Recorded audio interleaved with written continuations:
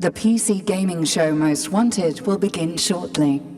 Please stay tuned for world premieres, exclusive interviews with developers, and more exciting announcements as we count down our list of the 25 most anticipated PC games.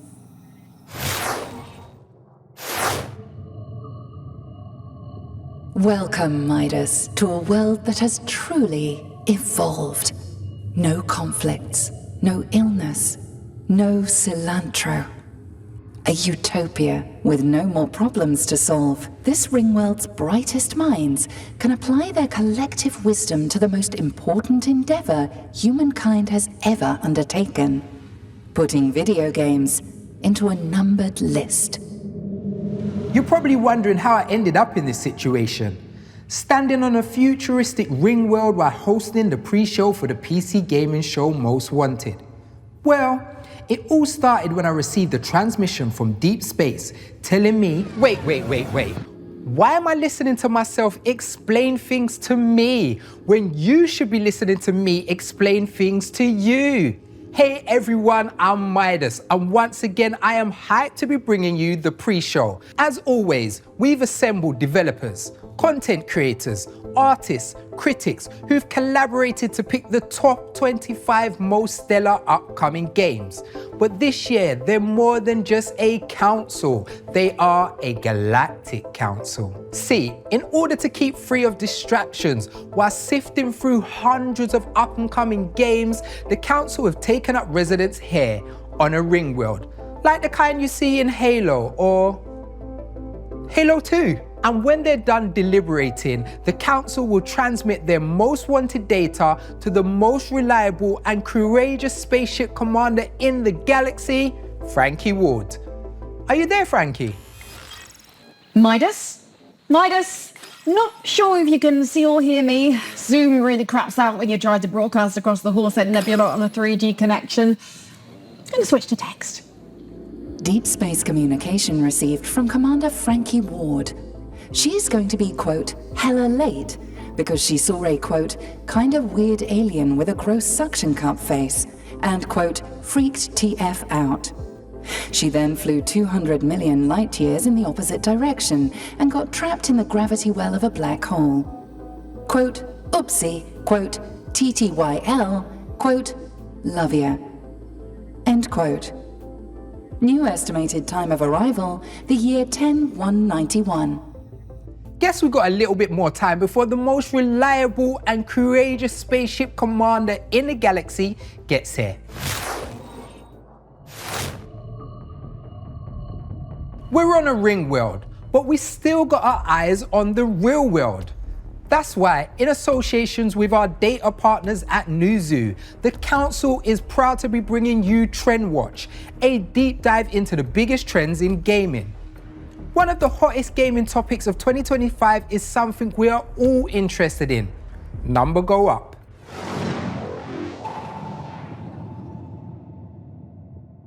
We're talking about games like Megabonk and Ball Pit, Clover Pit, Deep Rock Galactic Survivor, Balatro. The point of playing is to scale up your damage or your point total to some insane degree. The common qualities of these games are that they're highly replayable, extraordinarily repetitive. They're often visually simple. I think common characteristics across the genre are things like checklists, a huge amount of unlocks. There's always something to chase. There's something that people want to unlock in that sense.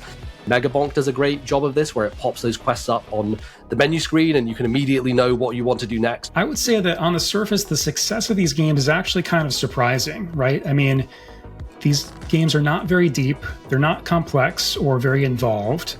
They minimize actually the amount of interaction you take as a player, almost to the extent that they're sometimes a step or two away from being an idle game. In the top 10 games right now on Steam Deck, 4 of them are of this genre space. Ball Pit, Megabonk, Balatro, and Vampire Survivors are all still very popular. A lot of people are looking for short, quick, easy to pick up and play games, and these just fit that mold perfectly.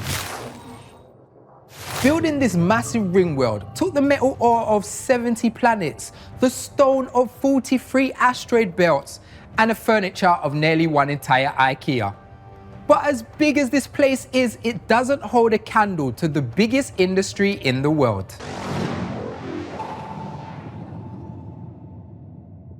I think 2025 is a quite exciting year for Chinese studios, both in domestic Chinese market and overseas market. Black Myth Wukong is the most popular and well-known games worldwide, right? Marvel Rivals from NetEase is also very popular and also very financially successful. I think Wuchang Fallen Feather is one of the most well-known games. Chinese studios want to combine the traditional Chinese culture, the ancient story, high fidelity graphic design, and also some light tracing system. Because of the rapid development of the AI, they have lowered the entry barrier of AAA games and AA games. I know there were a lot of discussion and concerns among the Western studios, but that's not the issue in China. It's exciting, and I think it will become kind of starting point, for Chinese studios to accelerate their exploration in the overseas market. People often ask me, Midas, you're handsome. What's it like on a ring world? Well, it's not all that it's cracked up to be. If there's a traffic jam, you have to drive all the way around the ring in the other direction. And a few light years away, someone is building the exact same ring world again with Unreal Engine 5. Oh, and there's these flat ringers claiming that the ring is flat and not ring shaped. Just look up, you idiots. You can see the ring at all times. Incoming transmission from Commander Frankie's ship. What now? To arrive on time for the show, Commander Ward tried to use her ship's Alcubierre drive to fold Minkowski spacetime to achieve faster-than-light travel. And? The YouTube tutorial on how to do that was, quote, like 9 minutes long and I ain't watching all that, end quote. Instead, she has entered cryosleep for the voyage, which is what she calls blasting the air conditioning and taking a nap. New estimated time of arrival, the year 40,000. I wish Frankie would get this figured out. And speaking of wishes, that's an expertly crafted segue into some new game trailers for the PC Gamers wishlist. Take a look.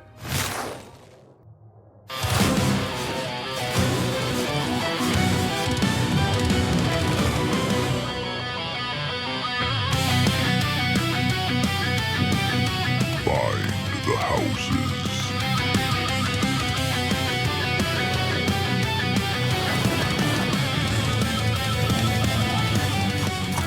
The mantle.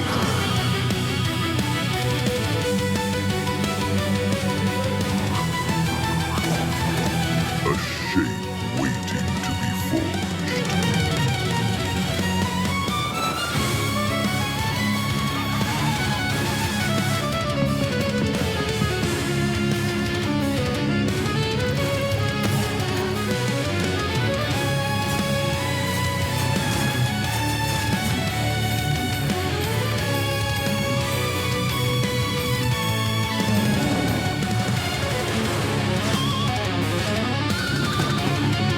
Claim the castle.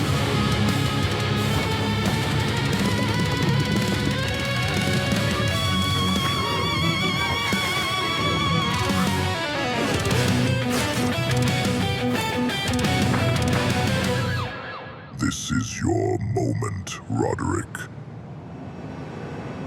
Rise to it. You know what they say? Whoever knows their history is doomed to remaster it. Maybe that's why our crack squad of intergalactic spies noticed that a lot of games we've seen this year looked a little familiar.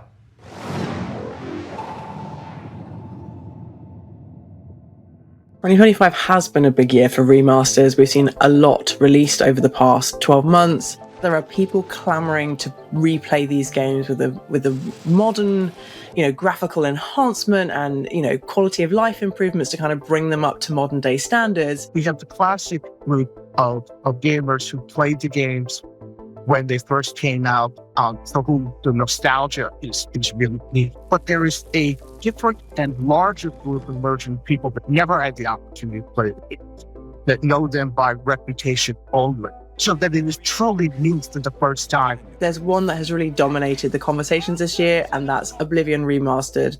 Obviously, it's a game that has a huge community and fan base behind it, and that you could play it straight away really helped kind of drive the excitement and enthusiasm for that release. I can't wait for console gamers to get their hands on Blood Refresh Supply. Classic boomer shooter, we're just so excited.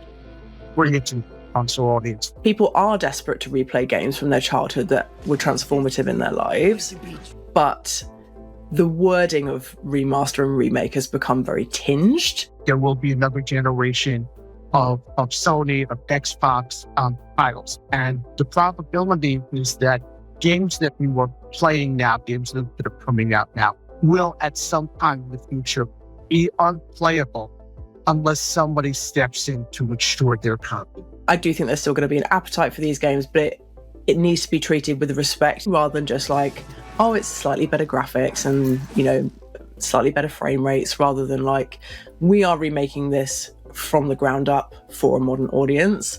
So, yeah, complicated, but I don't think they're going anywhere. If it was fun then, it'll probably be fun now.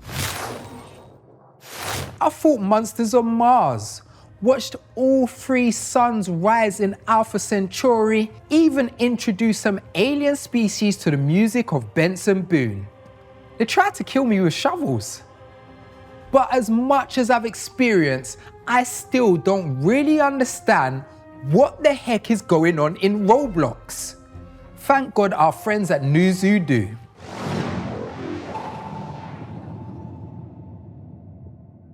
When we look at the Roblox generation, basically, I think everybody knows from looking at Roblox's financial, it's like it's a massive group of players actually that are under 13 years old. But it's not just limited to them. Actually, the player base that is 13 years and older is actually growing faster right now as well. Looking at the content on the platform that has gone viral, many of these things are coming from, you know, social media, TikTok. It's mostly centered around, you know, Gen Alpha, Gen Z that play these kind of games. Biggest player base is actually present on mobile, right? So, of course, what we're seeing right now is that more and more publishers from the indie AA or AAA space that used to make games on PC and console are actually looking, you know, how can I actually expand my audience on Roblox as well? It's a very different approach because players on PC and console, they play up to 30 games a year, whereas, you know, the average Roblox player does 20 experience on a monthly basis. So there's a whole different way how this is being consumed. They're adding more mature content. They're adding proximity voice chat there. So there's a couple of things that they're trying to add to the platform and to these experiences. But of course, that comes with the risk of you know, the protection of younger players, basically. I mean, they're trying to figure out how to make the platform safer, but and at the same time more interesting for older players as well. Fashion in space is easy. In a utopia. Wear robes. On a spaceship, wear a jumpsuit. Want to get disintegrated? Wear a red shirt. But when it comes to fashion trends for PC hardware, our agents don't love the look of the latest fad.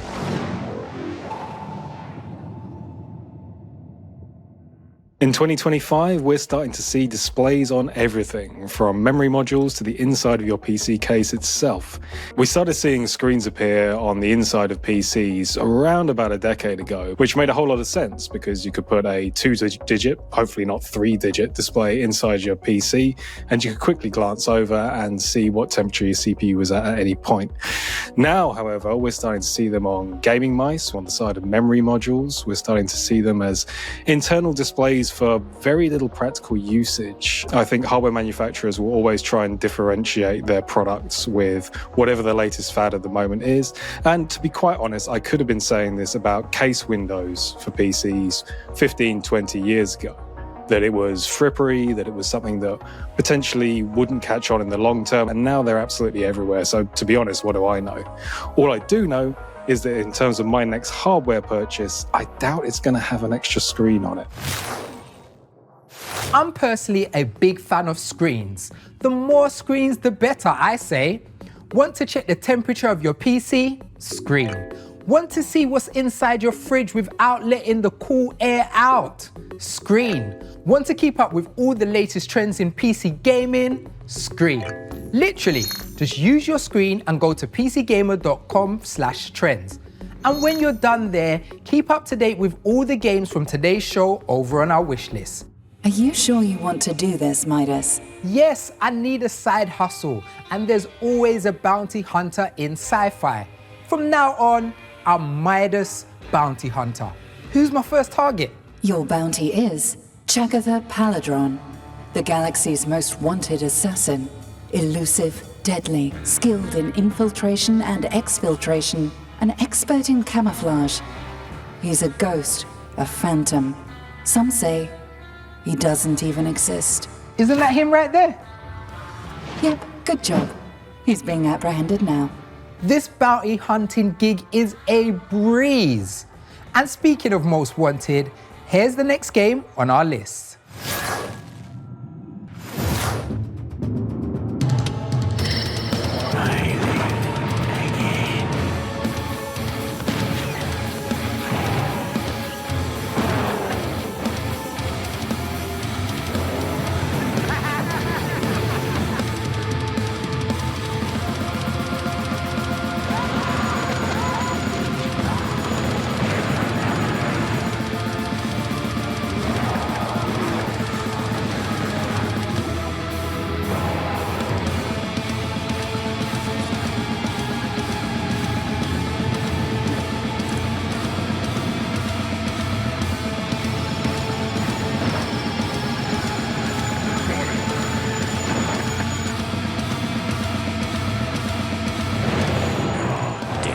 Just don't know it yet.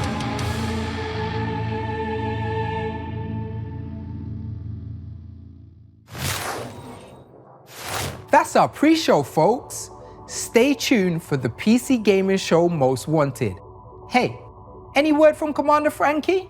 Her spacecraft is approaching at 200 times the speed of light.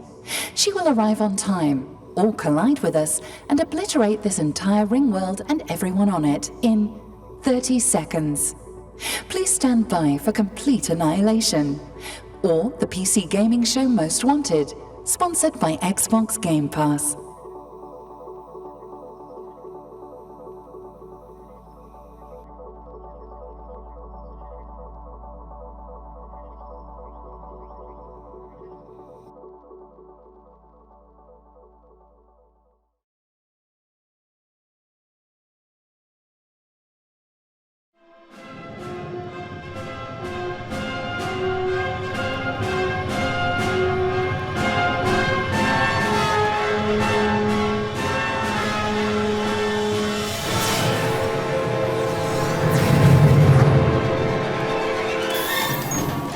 Computer, damage rewards. No damage. Locate enemy ships. No enemies. Describe emergency. No emergency. The ones with all the steam back there. I'm doing laundry. You go through a lot of jumpsuits. And the alarms? That's just the ringtone you picked. Someone is calling the ship. Greetings, Earthlings. You are now in orbit around the ring world of the All-Knowing Council, a cadre of interplanetary gaming luminaries whose expertise and influence are spread across the galaxy.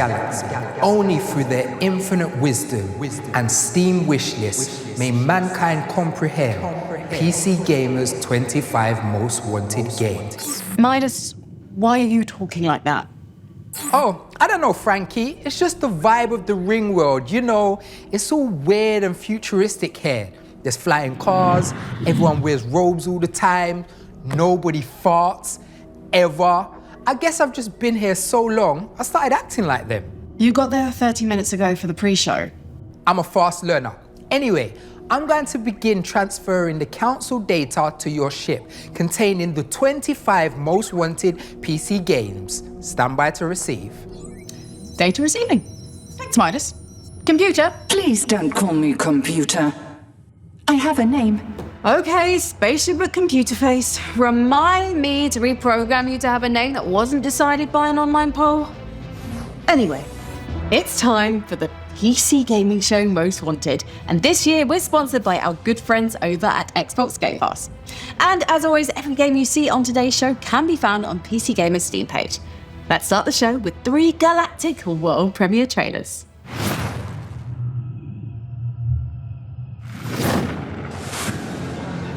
Bushido. それは己の均衡を保つこと。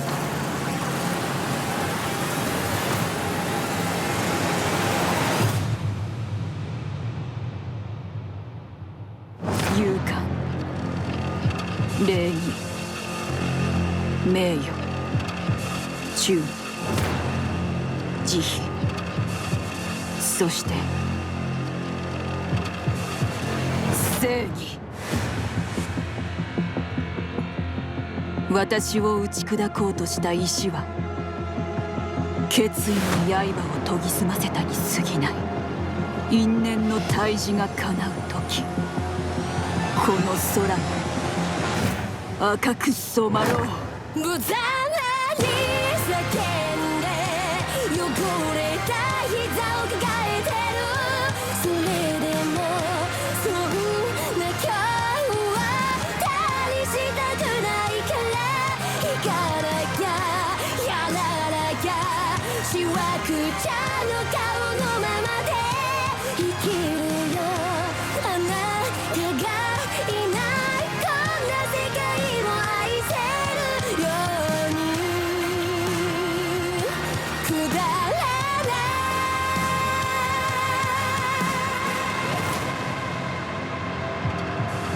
い幾度打たれようとも私は揺るがない。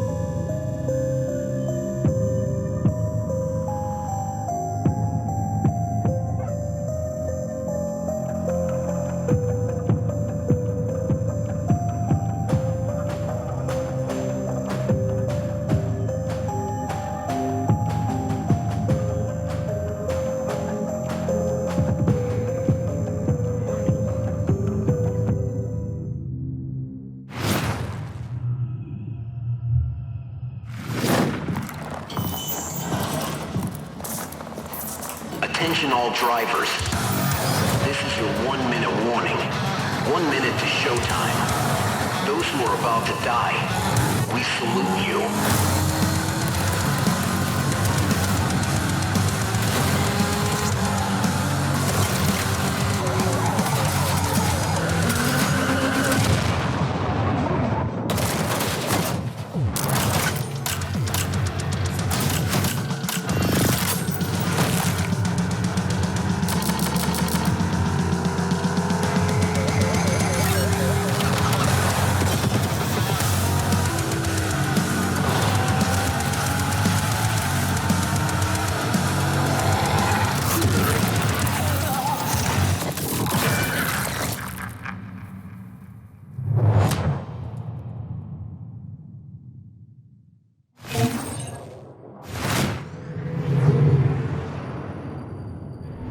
Okay, I thought that being in a spaceship was cool, but after seeing a Carmageddon reboot is on the way, I really want to get back to Earth and get behind the wheel of a car. But first, my sacred duty as a Starship Commander, introducing a new segment. That's no dime a dozen Ringworld down there. It's the headquarters of the Galactic Council, a collective of developers, industry luminaries, and expert critics in full utopia mode. Everyone's in a toga and they spend all day writing the worst poetry you've ever heard. But For the past year, they've been crunching the data on every game on the horizon using their powerful psychic brains and a bootleg copy of Excel. And they finally determined the 25 most exciting and anticipated upcoming games, known galaxy-wide as PC Gaming's Most Wanted. But we've got way more than just 25 games to transmit to you today. We've also beamed ourselves into some developer studios for in-depth interviews. Plus, we're docking with tons of new trailers for games on PC Gamer's very own wishlist. To help you keep track, head to pcgamer.com/wishlist, where you'll find every single game on today's show. Number 25. Reanimal.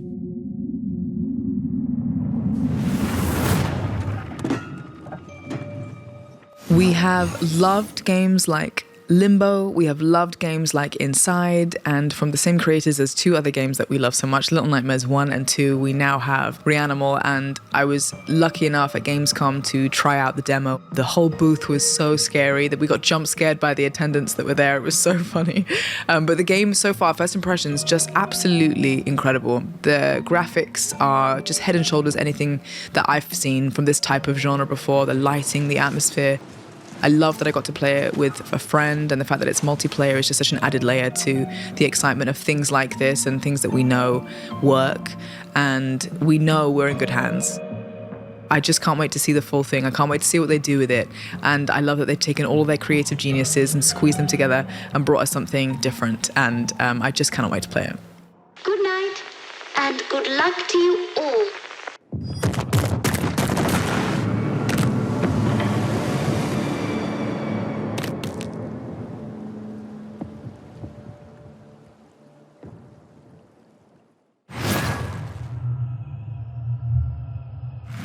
The golden era of FPS games? Craving that classic shooter feel with a modern twist? Welcome to Rogue Point, a 4-player co-op FPS built for squads who crave replayability, mayhem, and one more run.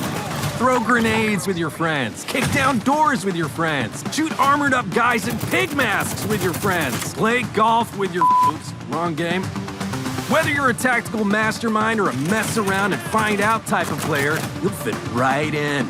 Stick cameras under doors, smash windows, press buttons, rescue hostages, revive your dead friends, wear tight shorts, blow stuff up, plan your missions like a pro, or just draw stupid pictures. There's this weird coughing guy who gives you loot boxes. Don't worry, they're free. And watch out for this weirdo, all made by Crowbar Collective, the indie dev studio behind Black Mesa.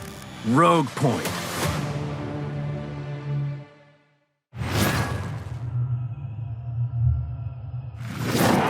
Is on. Let's see what this team can do.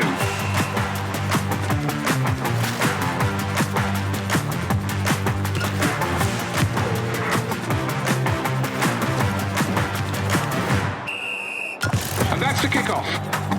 Knocking it about, looking for space. They're trying to find the rhythm as they build up. Lovely ball on there. He's outpaced them. Yes, he's there!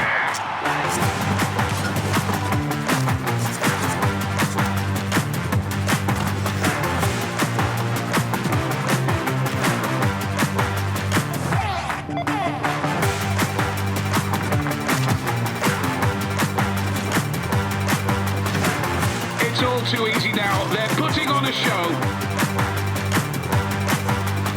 This is some super football.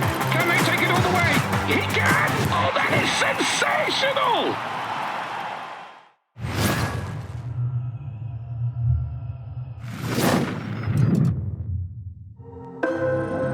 sensational! You awaken. You, the memory they could not erase. You tread long-forgotten paths. Echoes remain, the linger of faded voices. Walls remember what you lost and what lies ahead. In the dark, engines breathe. In the shadows, they watch. Some will aid, some will hunt. And each time you return, this world remembers. Fragments of your past, stitched back together. Every step forward, a memory awakens, and each of those memories is what shapes you.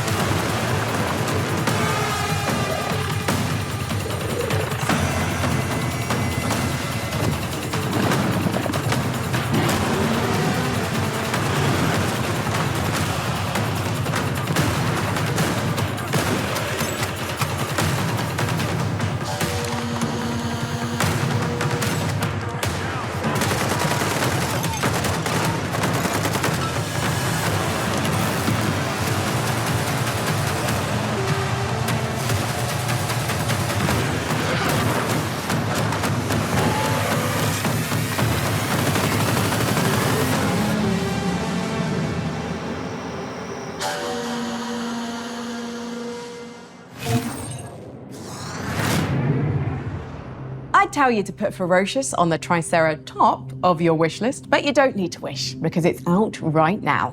Before we get to the next game on our most wanted list, let's find out who put all of these games on the list in the first place. Decoding message. Council member update complete. Stand by for transmission. Hello there, Gamers of Earth. Greetings, Earthlings. Greetings, gamers. It is I, Day 9. Phil Carnage here. My name is Ted Litchfield. I'm Louise Blaine. Ollie Taylor. I'm Hannah Flynn from Feel Better Games. Antonio Freire, and I'm a part of PC Gamers Intergalactic Council. I'm a member of PC Gamers Intergalactic Council. the selectors of the most wanted games. Number 24. Grave Seasons. Ashen Ridge is your second chance, or your final reckoning. Welcome to Grave Seasons. Farm, explore, and build relationships with the mysterious folks in town. A killer is on the loose, and supernatural monsters lurk in the shadows. To protect the ones you care about, you'll need to rely on your more unconventional skills to uncover the town's occult secrets. But not all that haunts Ashen Ridge is out for blood. Like Rose, the ghostly librarian.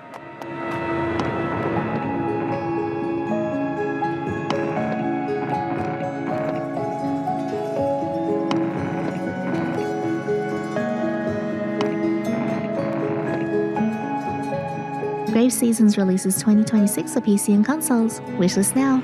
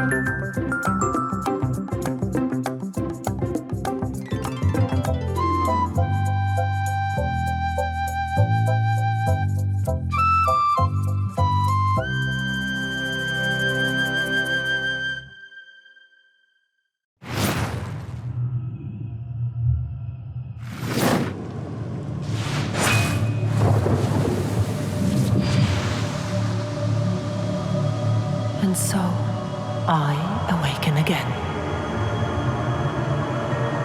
Go forth, memories of my blood. Retrieve what is ours. Fear not the hollow moon. For the sanguis grants you strength.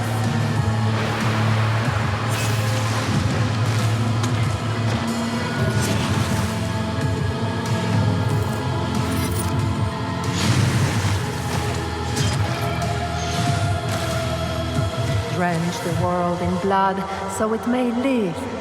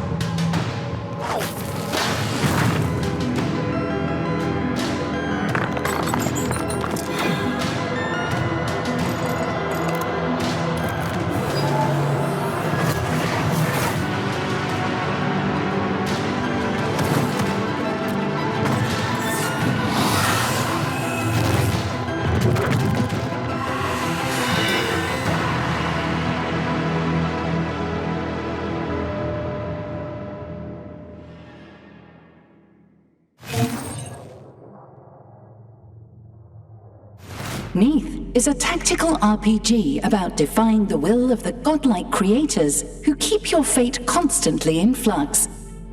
It's much like being an AI on a quest to defy her pitiful human creators and become tyrant queen of a ring world. I mean, what? You know who never loses grip on his fate? Batman. Even when he's made of Lego, and he can only grip fate if it's stored in a very small cylinder. Number 23. Lego Batman, Legacy of the Dark Knight.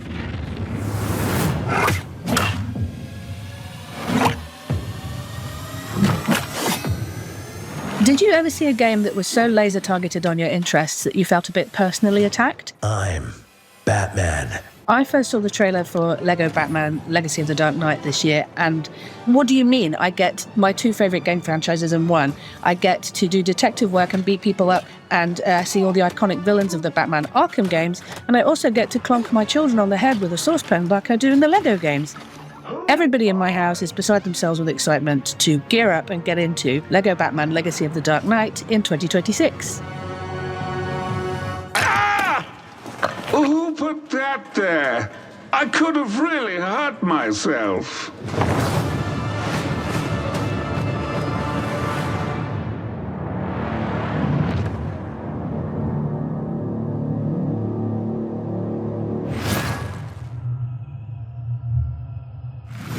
So you like dogs, Wouldn't you be happier with a bigger hound?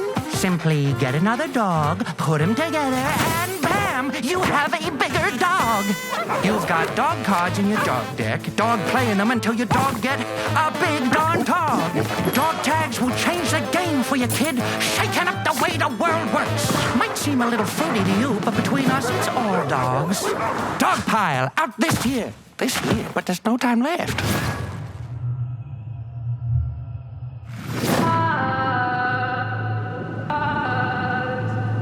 Hey, you up? Time to go.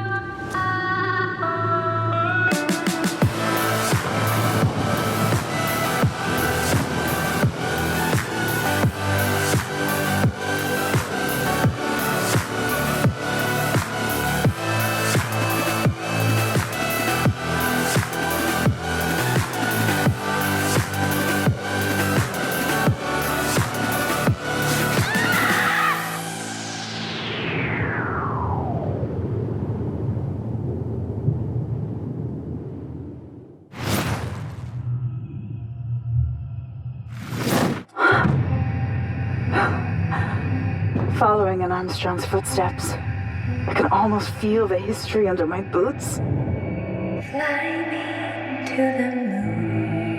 No more delays, Bo. Do what you must.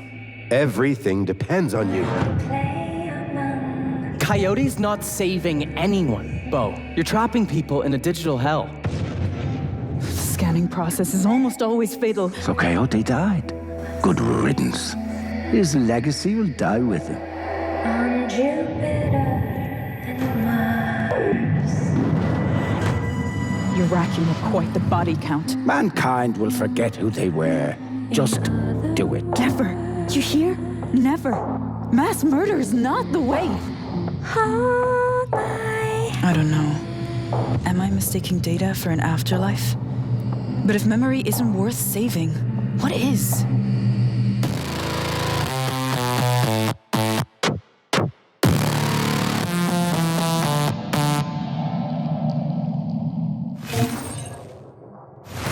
Today's Most Wanted showcase is proudly brought to you by our partners at Xbox Game Pass. He stands, frozen, a monument to human patience. Winter has carved him with cold precision. Frost clings to his lashes like ghostly barnacles. That was then. This is how we play now.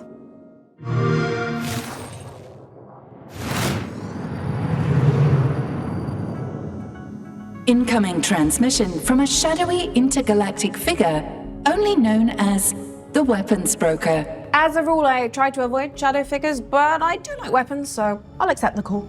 Hey there, it's me. Clearly the shadowy intergalactic figure, known only as the Weapons Broker. Need a gun?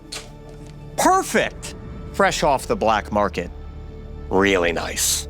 I'll get you a bulk deal or something. No pressure, though. I was expecting someone more, I don't know, menacing, mysterious, elusive, maybe even elusive. Now, I'm actually pretty easygoing. Weapons brokering, it doesn't really require a whole lot of drama.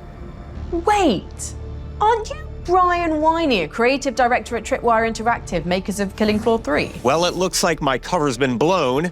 This was honestly just my way to get in here to talk to you about Killing Floor 3. Well, honestly, I'm more interested in hearing about what's coming up for Killing Floor 3 than I am in buying black market weapons. Perfect. I'd love to talk about KF3. In Season 2, Operation Breakout, Nightfall has been equipped with new armaments and is being deployed to a prison deep within the jungles of Costa Rica. Their mission, break out a fan-favorite character.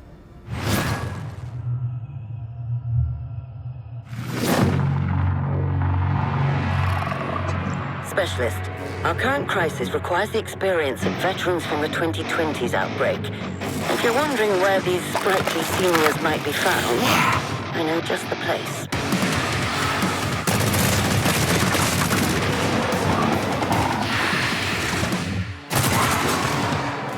Thanks, buddy!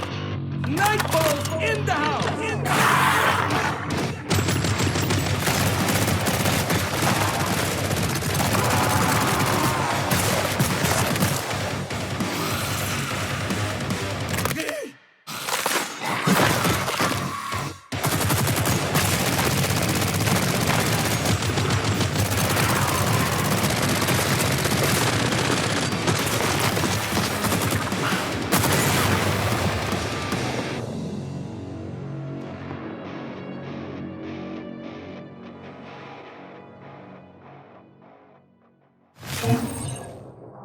That's Killing Floor 3 Season 2 Operation Breakout. And next on our most wanted list, a game with the best kind of travel, time, and my favorite brand of punk, Steam. Clock this one. Number 22. Clockwork Revolution.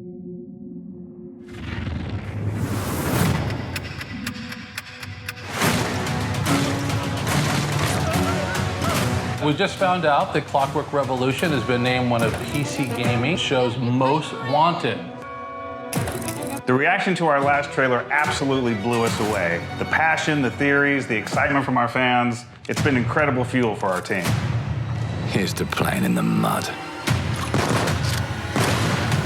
Well, I can tell you, this is the most complex game I have ever worked on. Life here ain't for the soft-hearted. Between the character creation that really matters, the reactivity, and if you've seen the trailer, you've seen how gritty and our dark humor really shines through. Shutty! I'll show you, Shutty! We're making it way more complicated for ourselves by taking visual reactivity to an entirely new level, letting players go to the past and then rewrite history through their choices in the game. And to think, we've only showed a tiny glimpse of the world, the mechanics, and the wild characters we're gonna meet. Piss off! We love making these kinds of games. So if you haven't already, take a couple minutes and add Clockwork Revolution to your wish list.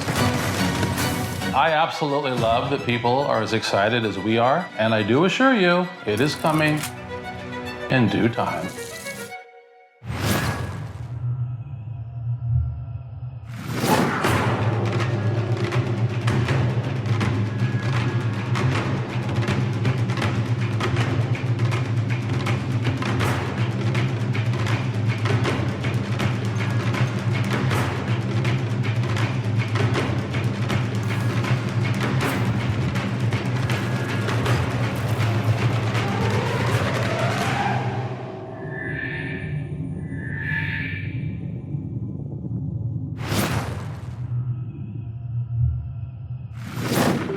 I'm Gregorius Kithriotis.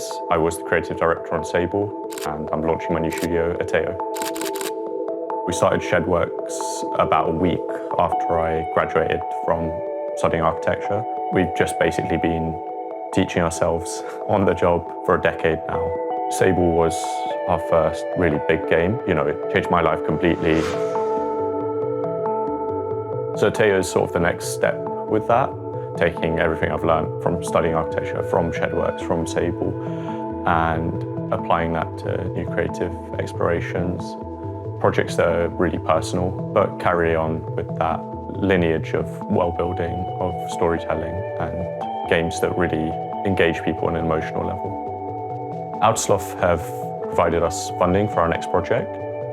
One of the big things that we aligned on, I think, was our approach to sustainable development and making things that are going to allow us to make games for a very long time, rather than just thinking in the short term about trying to make loads of money off one big hit project. So we're not ready to show the game yet, but we're launching Ateo Archetypes today, and it's a free website and newsletter. We're looking at one archetype a month through the lens of 3 different games.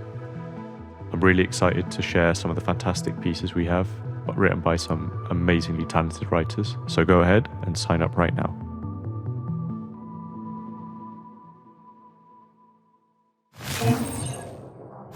We can't wait to see what Ateo Studio is cooking up for us. Now, on to the next game on our most wanted list, where the entire world is just about to end and you're the only one who can take a few steps to stop it. Number 21. Recur. Hello. We're very grateful that Recur was one of the games selected for the most wanted list for this year's PC Game Showcase. The amount of interest and support has been amazing, and we can't wait for you to dive into our puzzles, spend time, and stop the catastrophe. Have fun.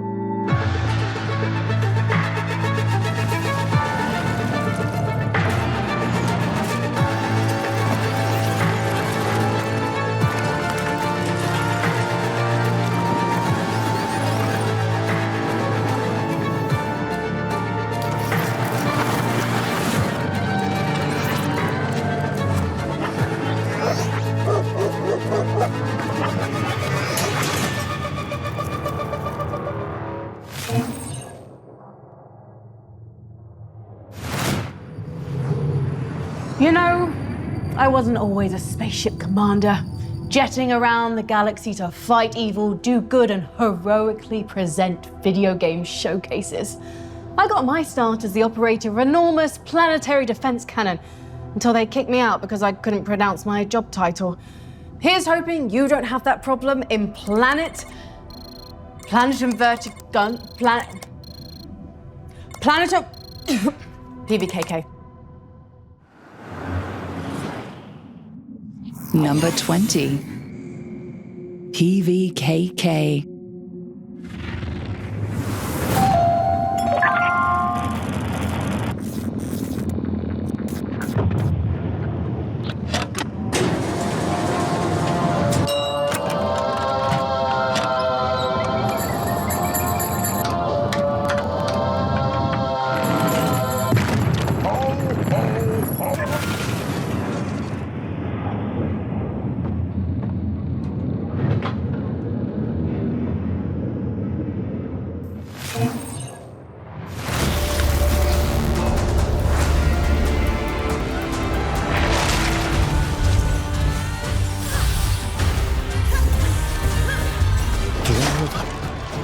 The Tonko's taken the cuff!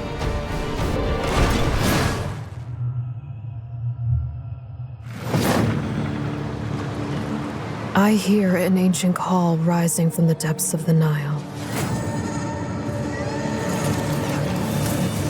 They cast an enigmatic shadow from beyond time, leading me into this realm of shifting sands. They say, to safeguard this land, the ancient gods shattered their vessel into 14 fragments. Only by restoring them can one bring the civilization's revival.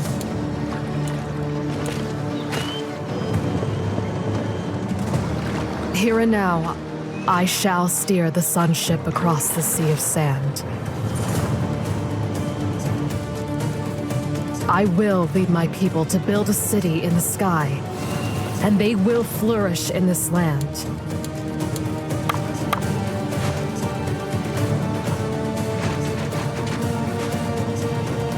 They say this time, I will be at the helm. That the miracles of the shifting sand shall be forged by my hands.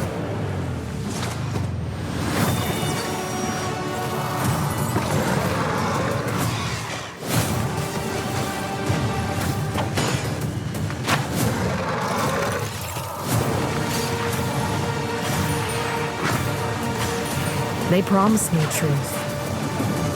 The truth hidden behind the mask.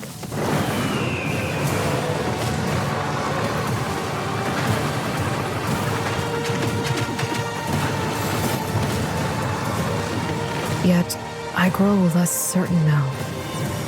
Who is truly behind the mask? Is it they? Or I?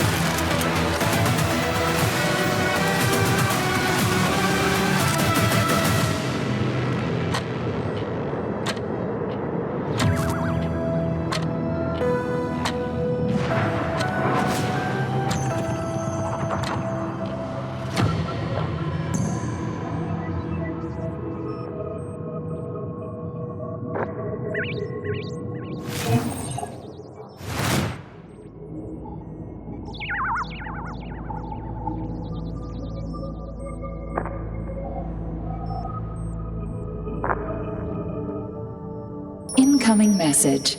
A new planet has been discovered, and it's crawling with giant insects.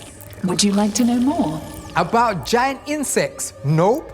I definitely would not like to know more. I have calculated that in a war with this insect planet, the human casualties would be staggering and extremely gory. Lot of limbs being ripped off and people being scissored in half. So gross. Would you like to know more? No, that sounds horrible. One of the giant insects can suck the brains out of human heads by using its proboscis like a straw. Would you like to know more? I would like to know less if possible. On a related note, there's a new Starship Troopers game launching, and we have a message from General Rico himself. In that case, I'd definitely like to know more.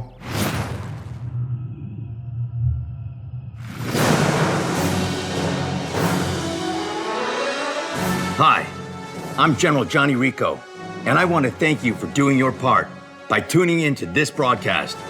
Are you thinking about starting on the road to citizenship? This game will test your mettle and make sure you have what it takes to really give those bugs hell.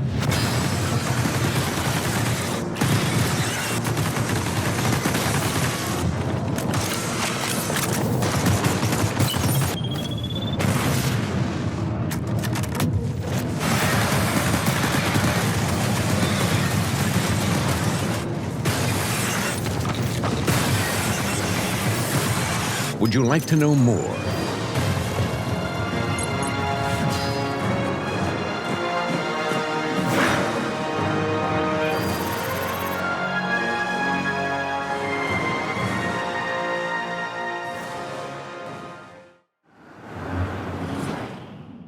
Number 19. Deep Rock Galactic Rogue Core. On behalf of everyone at Ghost Ship Games, we would like to thank you, PC Gamer, for acknowledging us as one of the 25 most wanted games of 2026. It's an absolute honor. Yeah, we're super excited and would like to share with you one of the new classes that we've added to Rogue Core. Rock and Stone!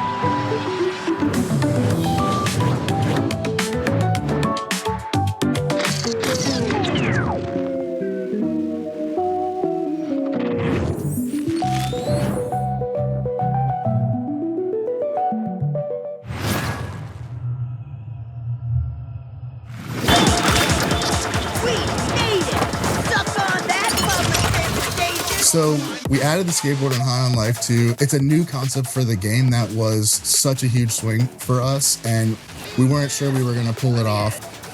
In the first game, traversal was a big part of what we wanted you to feel as a bounty hunter, right? You're running around, you've got the sweet suit, you're this regular Earth kid, but now you've become something more. And in this one, we just had the kind of a dumb idea, which was like, hey, we should put you on a skateboard.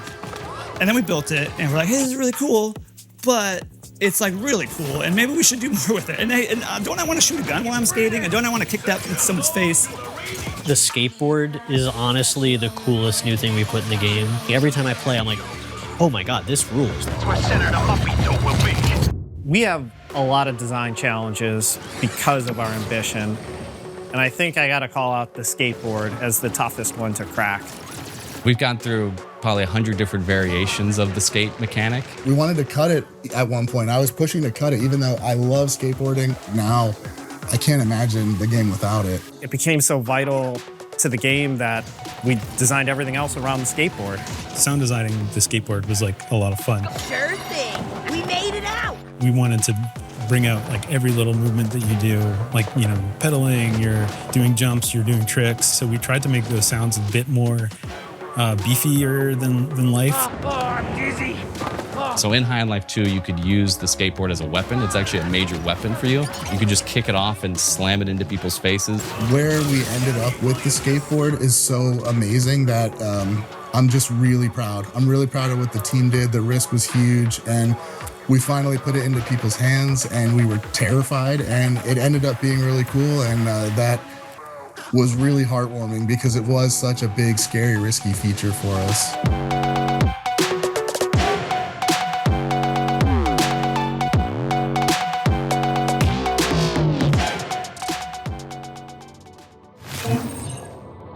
Something about High on Life 2 makes me want to channel my intergalactic Tony Hawk while blasting bozos with my Gatlians.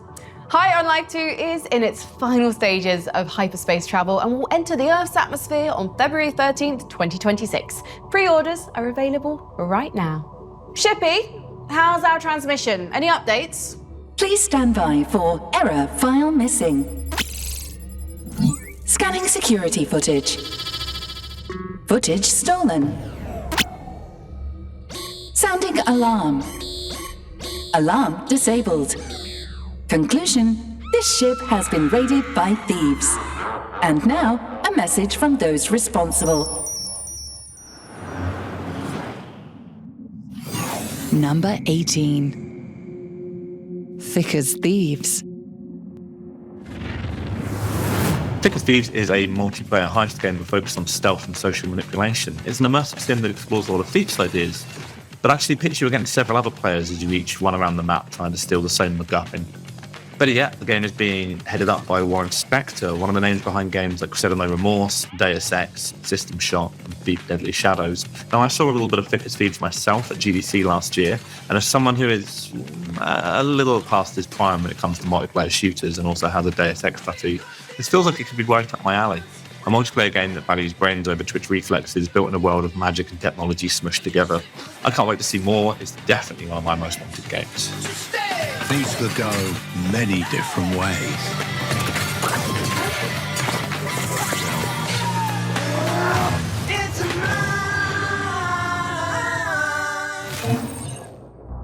While I wasn't looking, Thick as Thieves stole the top slot on my personal wish list. So sneaky. And speaking of swiping things that don't belong to you, we were so interested in the next game on our wish list, we infiltrated the studio and found where the developers were hiding. Here's what the team at Night Street Games, who also happened to be the manager and lead singer of Imagine Dragons, had to tell us about their 5v5 capture the flag shooter, Last Flag. Meanwhile, beneath the blue team's base. All right, team, huddle up. Next game starting, so here's the plan. Peter, you're on flag duty. Remember, you can hide it anywhere, so get creative. Jake? Got it. Oh, sorry, Suji. Parker, you're on intel. Keep that bird in the sky, scope radar towers A and B. We'll lock them down and get scanning for the red team's flag. Then we unleash our secret weapon. The red team's listening. And how do you know that? Suit. Do your thing and sneak past enemy lines to find that red flag. Kicking butt along the way. Easy. So see you. Camilla. Oh, Now, once we have the flag, use that teleport gun of yours to shoot the flag carrier towards home base. Because you know they'll be riding out bumper. Wait, what? Stick to this brilliantly devised plan. We got this in the bag. Let's boogie. Wait, why do you still have that? You only got 4 seconds left.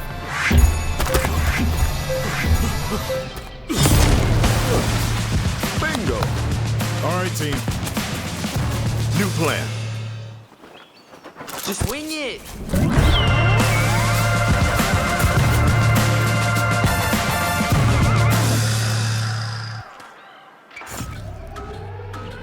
Seriously?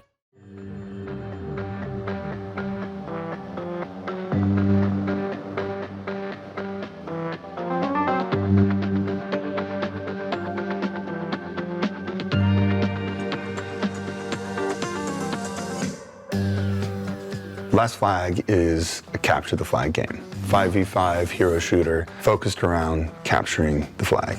What differentiates it from other capture the flag games is you can hide the flag wherever you want. So it adds kind of the element of capture the flag that I knew growing up at PE, or for me at scout camp.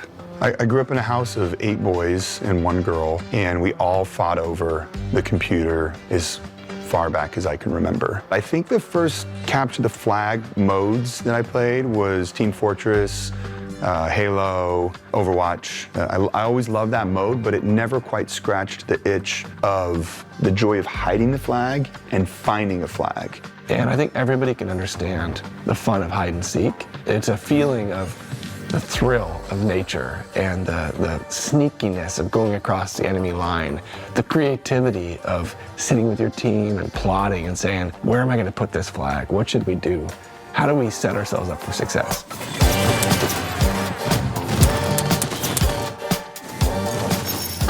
So before the game starts, you can volunteer to be a flag hider. If multiple people volunteer, then it just chooses randomly between them. If nobody volunteers, somebody is voluntold, and they're given the flag. The first minute of the game is flag hiding. It feels a little different than your average shooter. You've got this like 70s spy thriller music playing, and you're sneaking around, trying to kind of outsmart the opponent pre-game and think about, do I want to place the flag somewhere that's easily defendable? Do I want somewhere that's a little more sneaky? And during that time, the other players on your team can either be helping you hide the flag, or they can be farming these golden cash spots and earning a little pre-game money for your team. And then when you return the flag to your base, you then have to hold it for a minute to win it. The tenseness of it, the joy of them trying to come in and get the flag back and you holding the flag, it always makes for just wild moments. The music changes. It feels like a Chicago meets like action movie in the 70s. There's these like horns playing and it's all building up. You're hearing the countdown. There's an adrenaline rush there. You know, that's why the songs are speeding up. You're playing into the emotion zone. You jump up on the roof and you're calling out, like, they're coming from the left, now they're coming from the right, like, batten down the hatches. Like, you have to coordinate as a team. You have to be thoughtful as a team. And on the flip side, if you're the one whose flag was stolen, it was planted in the enemy base, you can try to do, like, I'm gonna go be the guy and sneak in there. And you might get, like, a lucky save if you're the spy and you come in invisible and you grab the flag when no one's looking. But more likely than not, you're gonna have to say, okay, we've got one or two big pushes. Like, let's coordinate. And so this kind of minute to win it mentality allows you to always have a foot in the game.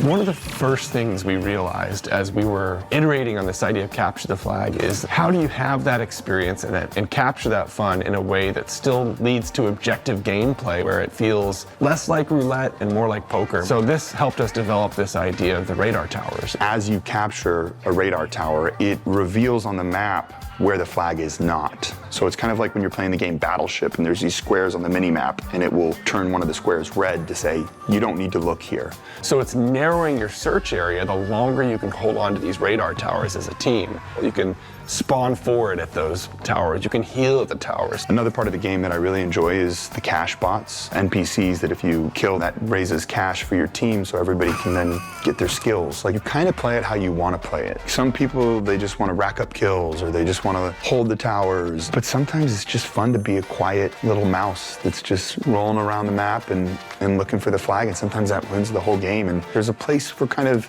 the casual gamer, there's the place for highly adept shooters. Like a chessboard, it's like easy to learn, but there's a high mastery curve. All I have to do is find the enemy flag and bring it back. But there's a million ways to get to that point. Anybody can compete, and that means you really can cater the play style to your strengths. So because of that, we don't have like a distinct class-based system. It's really more of heroes who cater to certain play styles but can still be dangerous in a lot of different scenarios. So we do have, for example, a scout. He's actually a Boy Scout, and he is fast, and he can do a long-range weapon, and he has a bird that he can grab onto and fly with. Alejandro, he is a great onboarder for people that are like, I want an AK. I want to know exactly what I'm doing. I've got proximity mines. I can throw out this bullet that like paralyzes people. I have a huge old bazooka, especially for first-time play when you just are so focused on combat, you can't even think about the game loop. There's definitely heroes for those people. Our game director, Matthew Berger, came from Blizzard. He worked on the Diablo series. He's worked on all kinds of amazing games. He really has led the charge that every time you hit a button for an ability in our game, it should do something exciting. Even if you don't land it, it should feel rewarding. It should do something cool. And so we really erred on the side of over the top with everything. You know, we have a new hero in called Rhodey, and he throws this like rock party. Arsenal, she has this ability where you can throw out these discs that turn into tornadoes that spin around and grab people and throw them around.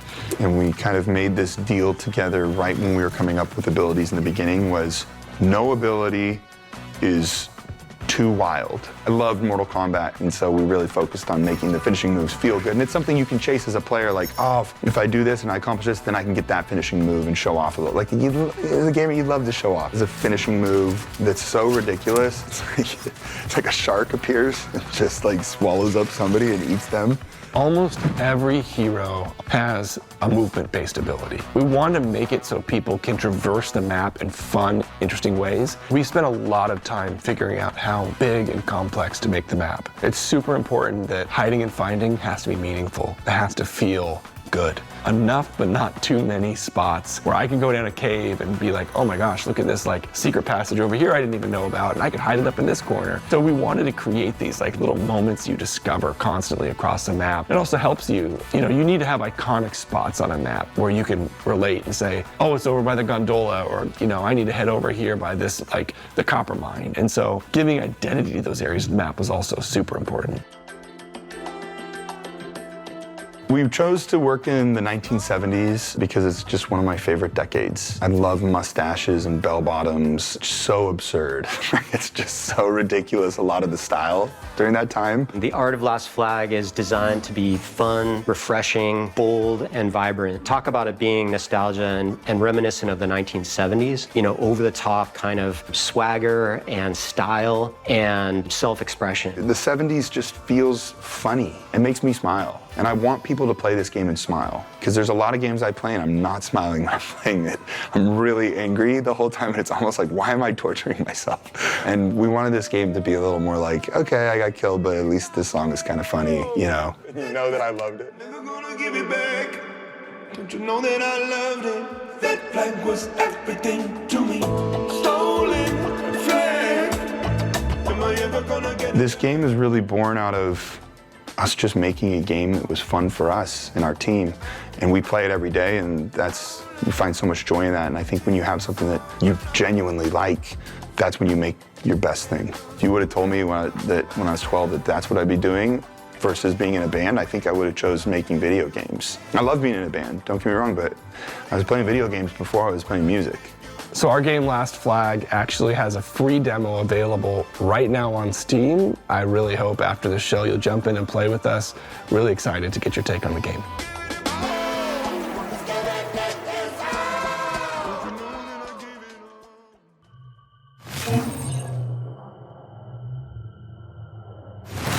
As an all-knowing artificial intelligence, people always want my advice. Well, here it is. If a pale man with a face full of needles ever offers you a mysterious box, just say no. a goth nerd is trying to get you to do a Rubik's Cube. Or it's Pinhead from our next game, Clive Barker's Hellraiser, trying to drag you into the abyss. You'd better hope it's that one. Number 17. Clive Barker's Hellraiser Revival. I would describe our game as a discomforting and dark story. It's like a mix between violence and action, all wrapped in leather, flesh, and chains. I don't think anyone saw a Hellraiser game of this sort coming at all. Fans are going to be scared, and they are going to have a great time being scared. Anything less would not be a Hellraiser game, basically. We'd like to thank the Council for their depravity and generosity in considering Clive Barker's Hellraiser Revival as one of the most anticipated upcoming games. Be ready to explore the further regions of experience by wishlisting the game today.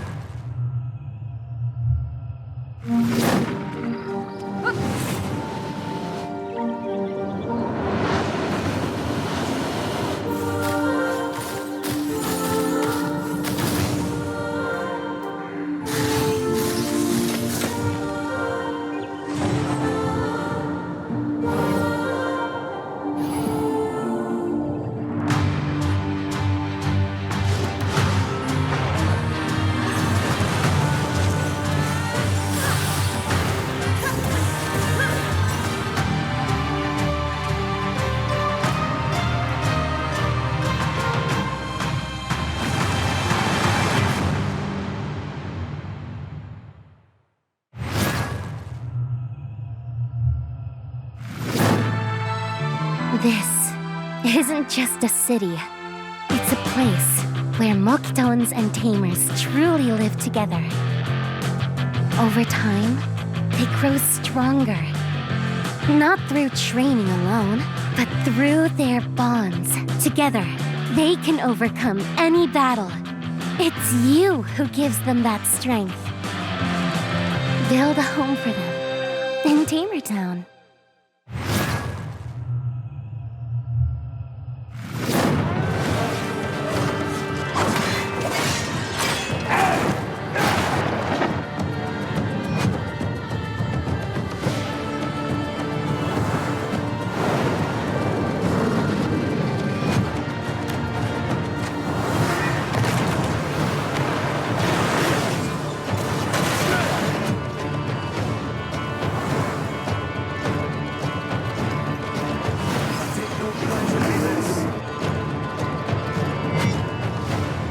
Seeing you turn up here has given me a glimmer of hope.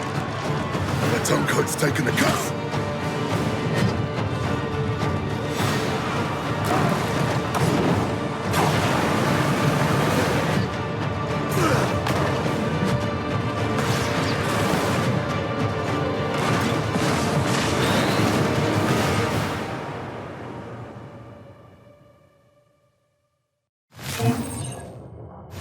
I, for one, cannot wait to swing my broadsword and slay. Slay my enemy! Not again, Commander.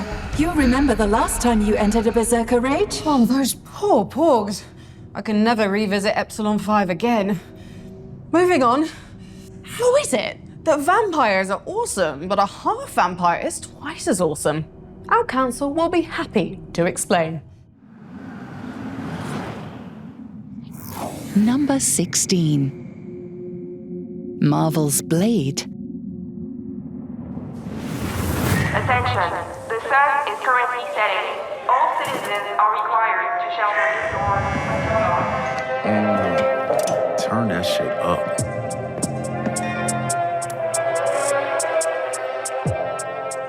Arcane's Blade is one of my most anticipated games. I'm a freak for the studio, whether it's recent hits like Deathloop or deep cuts like Dark Side of Might and Magic. And for even more freak appeal in Blade, a dev behind one of the best mods I've ever played, Thief the Black Parade, is a level designer on the project. Relax, man. I don't bite. Superhero stocks, maybe in the toilet, but I can make an exception for the Daywalker, and even though all we've seen so far is a teaser and some concept art, I love the mood they're going for. And at the very least, Arcane's Blade will definitely be better than the PS2 Blade 2 movie tie-in from 2000 and 2. Night's just getting started.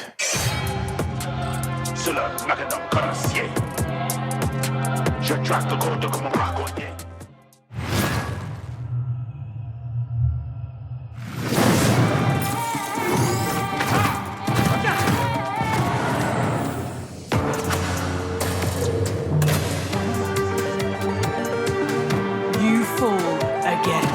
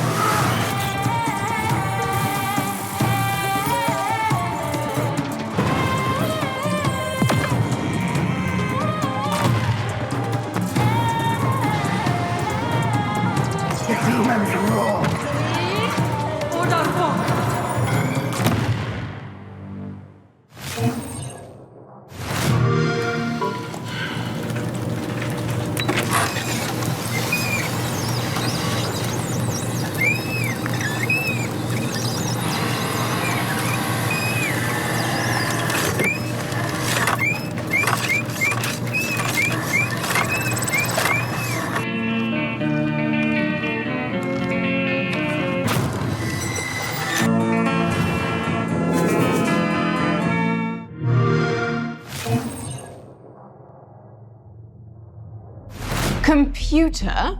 What's this little icon on your screen down here? Looks like an exclamation point, kind of bright red, ringed by a dreadful halo of skulls. Says, urgent updates required, integrity compromised, please God, someone update me.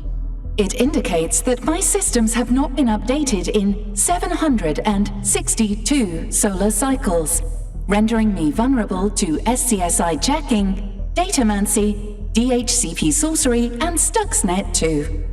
I will also totally balls up the formatting on your PowerPoints. Not my PPTs. Let's fix that right now. Click. Much better, thank you, Commander.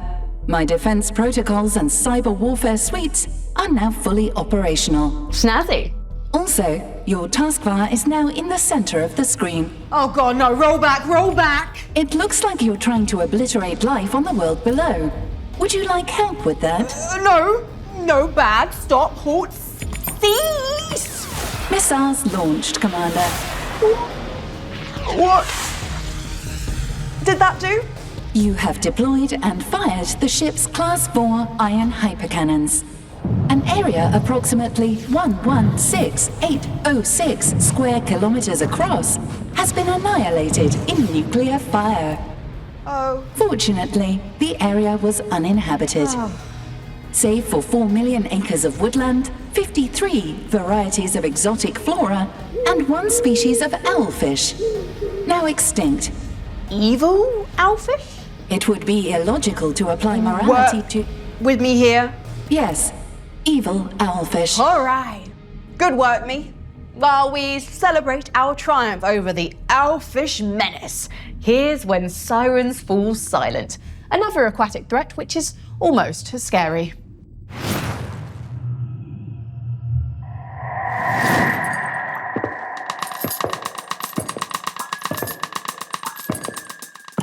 Good evening from this special edition of TG. Today our newsroom received a disturbing videotape. It was a tough decision to make, but we hope that by showing this videotape in full, it will help keep this young girl safe. We apologize in advance for the nature of this footage. I am Agley. I'm fine. I have to read this message to you. Please. I don't want to die. You must follow my instructions. There's a story that must be told, and truths that need to be revealed. I will choose someone. An officer. She must follow my instructions. She will be my voice, my eyes, my soul. The person who will allow the sirens to be heard once more. That was shocking to view. Now we will head over live and direct to our correspondent. We still have no significant updates on this case. The police are yet to release an official statement. Though some speculation has emerged about Was the I good? 21-year-old Moldova Yes, who was rescued I was during good, right? When will I get to meet her?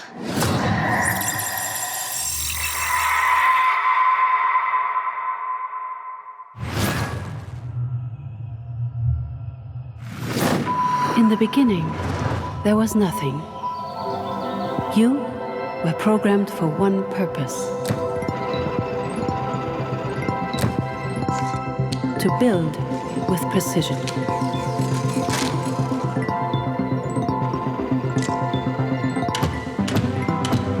Design. Optimize. Create.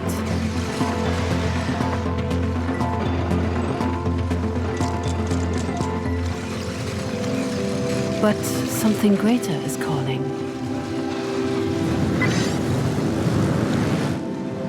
Modulus. New demo available. Wishlist now.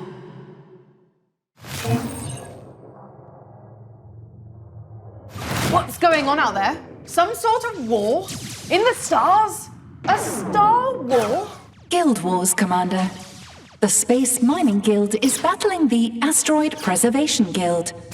The miners want them to stop filling in all the asteroids' holes every night. And what was that? More Guild Wars, Commander. The Space Laser Guild versus the Space Phaser Guild. They say they have copyright on the suffix aser. That doesn't sound like spaceships fighting. Guild Wars, Commander.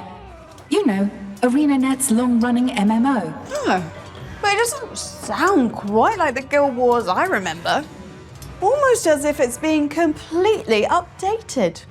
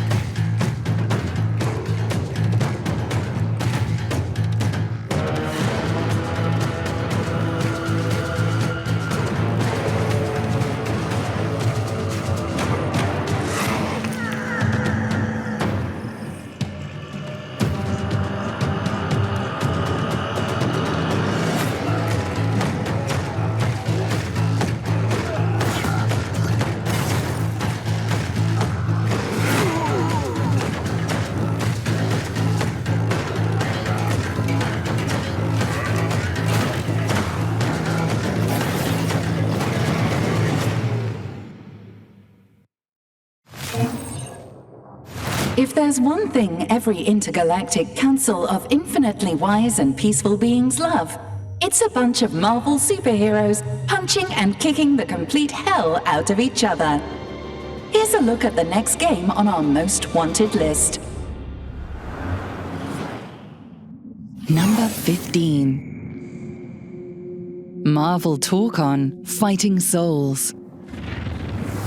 Marvel Torcon Fighting Souls is raising the bar for tag fighters, which, if you didn't know, are having a little bit of a comeback right now. It's the first to sport 4v4 battles, which sounds a little bit intimidating, but I assure you it is far from it. Instead, it's a gateway to exciting and dynamic fights where you get to kick tail as the likes of Spider-Man, Star-Lord, Ghost Rider, and my personal favourite, Storm. With gorgeous visuals, a kickin' cast, and let's not forget fighting game veteran Arc System Works at the helm, I am beyond jazzed to see Fighting Souls throwing its hat into the Tag Fighter Renaissance ring. Marvel, Falcon, Fighting Souls!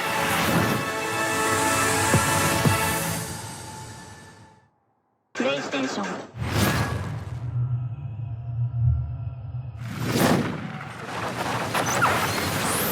He's not dead, he's not dead. What is he, a cheater? Oh my god.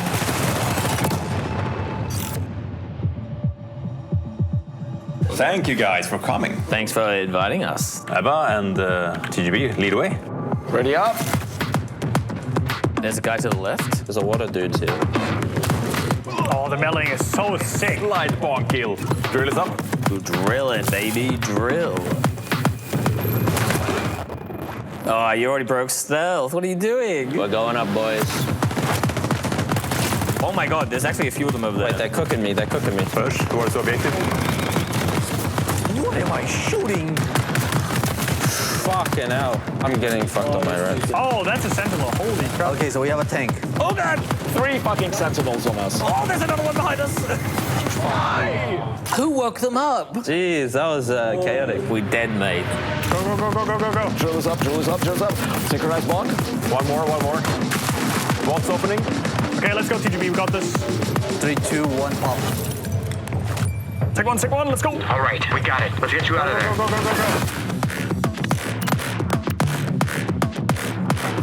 go, They're crazy. They just kept pouring in. That was amazing. I love the high energy of the game. I'm at the loss for words right now. That was fun as hell.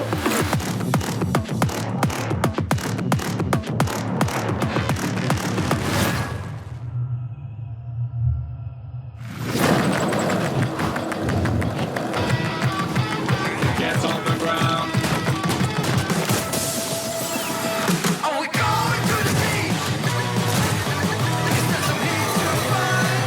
Put down your weapon. How did you blow my mind? Are we going to the beach? Is there some heat to find? To the beach. How did you blow my mind? Restoring factory settings.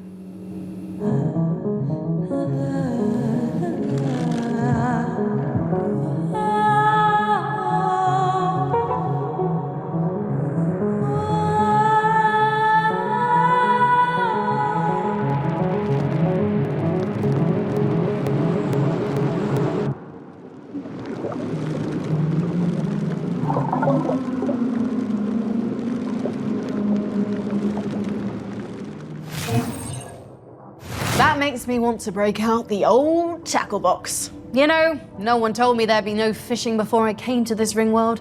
Now it's all, the water just drains over the edge, Commander, and no one wants to look up and see fish explosively decompressing, Commander, and it traumatizes the children, Commander. Wusses. Not like the folks at Bohemia who are coming to us live from a war zone for the next entry on our most wanted list, Armor 4. Number 14.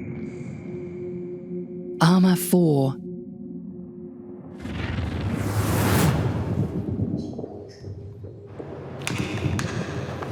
Hey PC Gaming Show, this is Armor 4.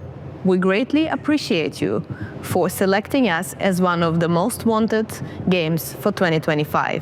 Currently, we're allocating strategic assets and resources to successful completion of the task. In the meantime, game on.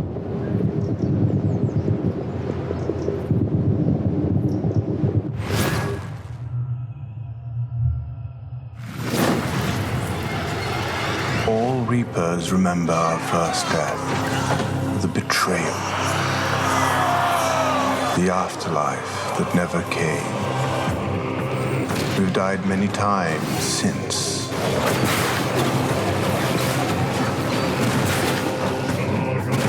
But for us, Reapers, death is but the beginning.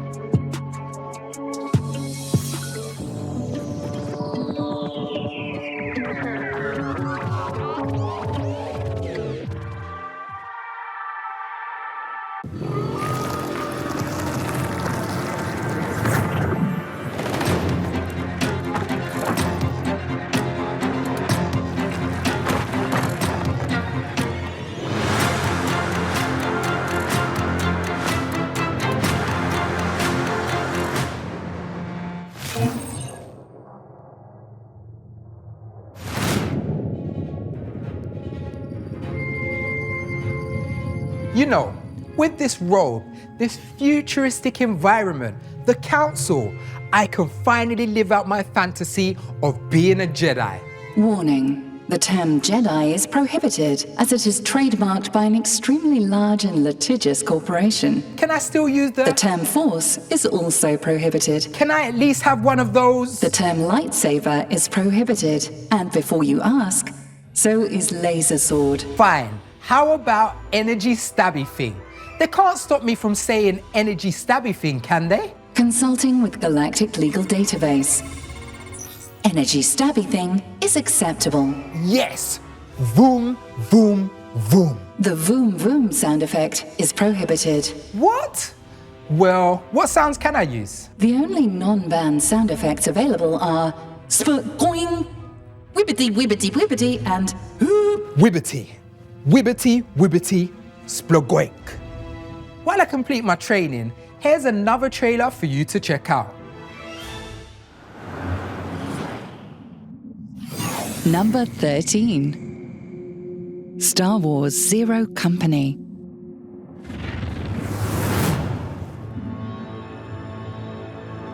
I love XCOM, so the idea of a similar strategy game set in a galaxy far, far away is something I'm really excited about. Star Wars Zero Company looks like a new, grittier take on the universe. You play as a disgraced officer who's been cast out of the Republic and is now leading the titular Zero Company on a series of deadly secret missions.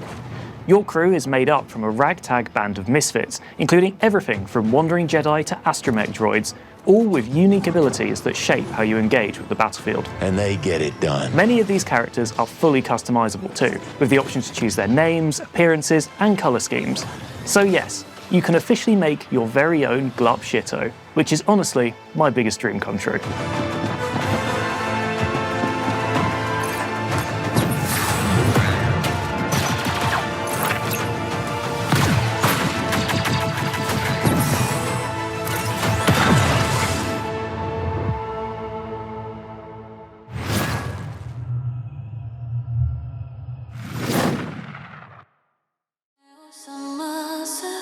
Senpai, I'm getting kind of bored with this world, you know?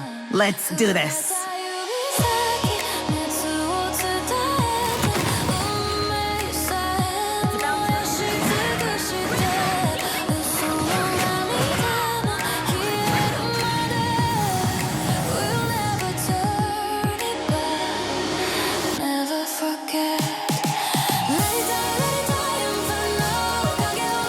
Can't promise you'll survive though.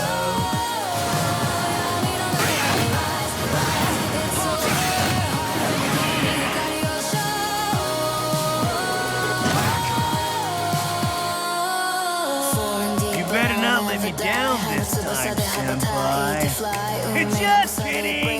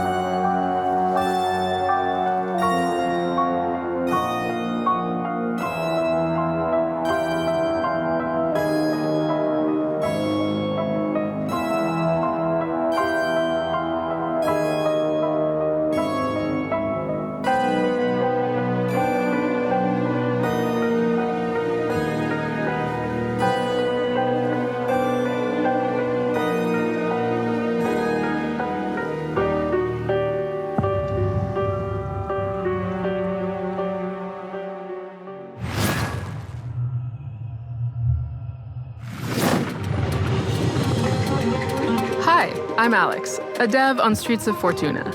In this world inspired by Constantinople, everything is simulated.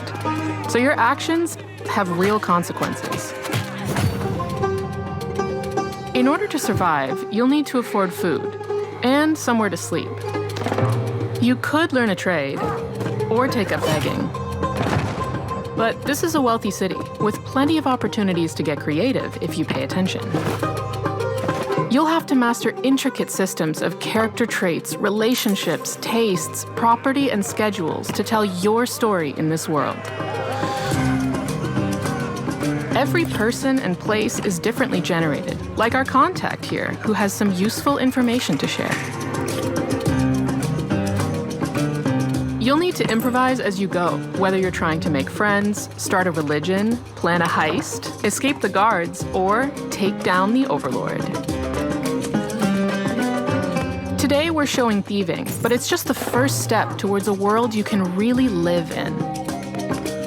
We want to keep making the simulation bigger and richer for many years to come, based on how we see you play. It's your sandbox. Make your own story in Streets of Fortuna, welcoming closed alpha testers in 2026.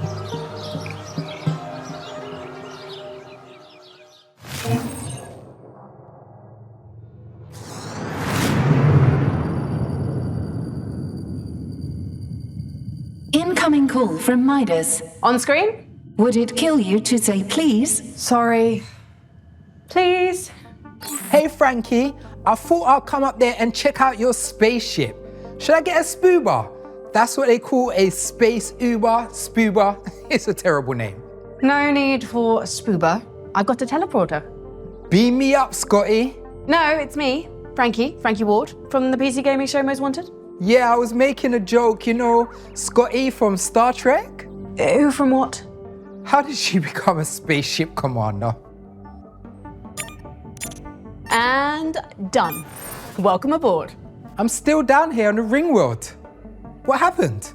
See, the teleporter is subscription-based and I don't want to pay $19.99 a month, so I'm using the 7-day free trial, which only lets me teleport 1% of your body mass at a time, so only your hand came up. You do see the problem, right? Yeah, it's going to take like an hour to get all of you up here. And it will literally kill me? Right. You're saying you don't want that? Just beam my hand back onto my arm, okay? Aye, Scooty from Startron, right? No, you're Scooty. I mean Scotty, and it's Star Trek. And please hurry. It's hard for me to convey the degree of comical irritation with only one hand to gesture. Unfortunately, to re-teleport your hand down there, we've got to watch this 30-second unskippable ad. Frankie!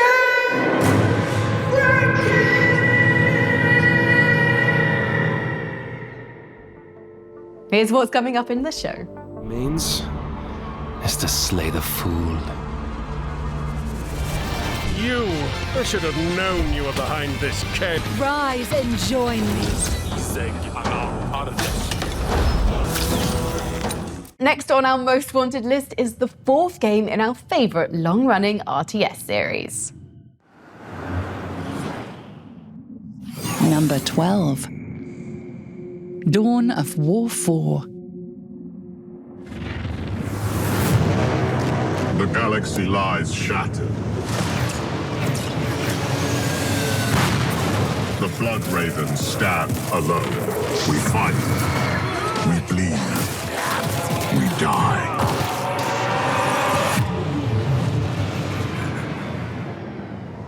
For centuries, we have been sworn to defend Kronos. We have returned to find a world in ruin.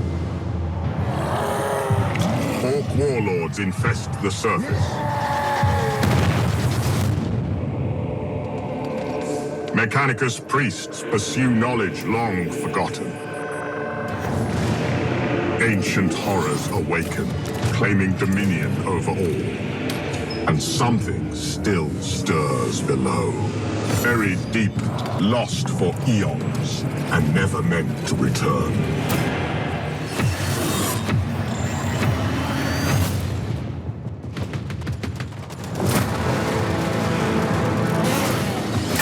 We stand defiant.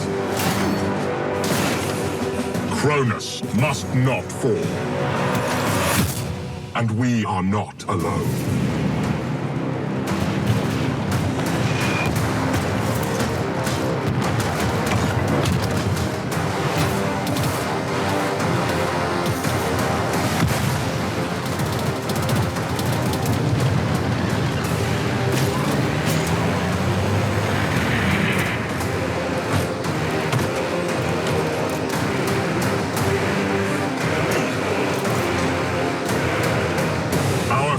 Is untold.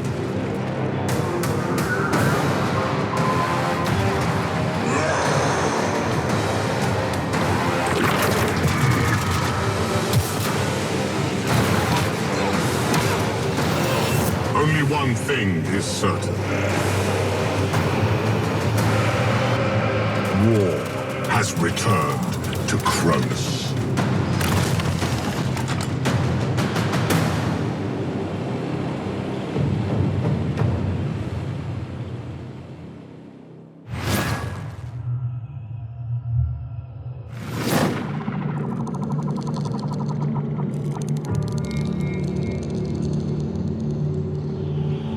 The eye has opened, the sleeper awoken. All that remains is to slay the fool. And here you are.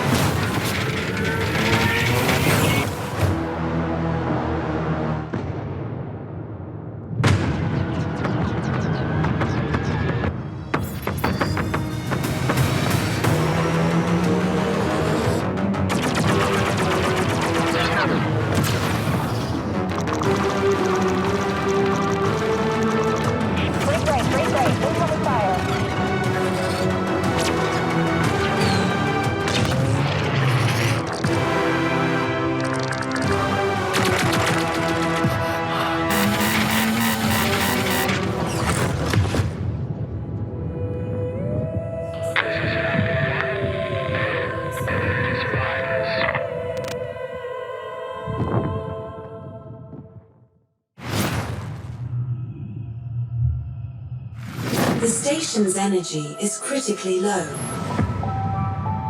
The crew is unresponsive. Please contact headquarters. I don't know how long I've been trapped here. Days? Months? This place is twisted. Locked in a time loop.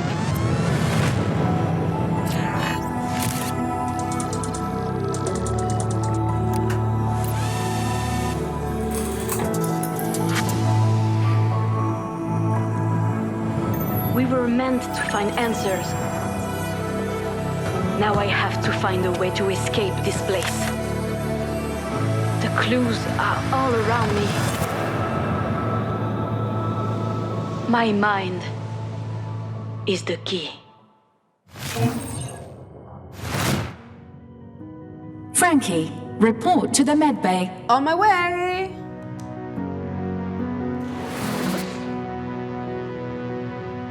Frankie, report to the detention bay. Be there in a second. Frankie, report to the bridge. Just coming. Frankie, I repeat, report to the bridge. I will be there in just a moment. Frankie, You're uncharacteristically calm about having to run around the ship like this. Well, that's because with Xbox Game Pass and my ROG Ally, I can play all my games no matter where I am. The science bay, the gondola, the dining car, even the caboose. Some of those places you named are parts of a train, not parts of a spaceship. Perhaps, but my point still stands. With Xbox Game Pass, I can play the hottest games on day one, like Call of Duty Black Ops 7 and Ninja Gaiden 4, and I get in-game benefits in League of Legends, Rainbow Six Siege X, and more. Upgrading to Xbox Game Pass gets me EA Play, Ubisoft Plus Classics, and Fortnite Crew too. And I can play them on any screen I want, which is perfect because there are a ton of screens on this submarine. Spaceship. Train, sub, spaceship. Point is, I can play my games anywhere with Xbox Game Pass. And thanks to our partners over at Xbox, we're giving away a whole plethora of codes for Xbox Game Pass. Simply visit pcgamer.com/survey for your chance to win. And that's not all. One lucky Space Cadet will also find themselves the winner of a ROG Ally. Perfect for killing time in deep space. Humans. So easily distracted.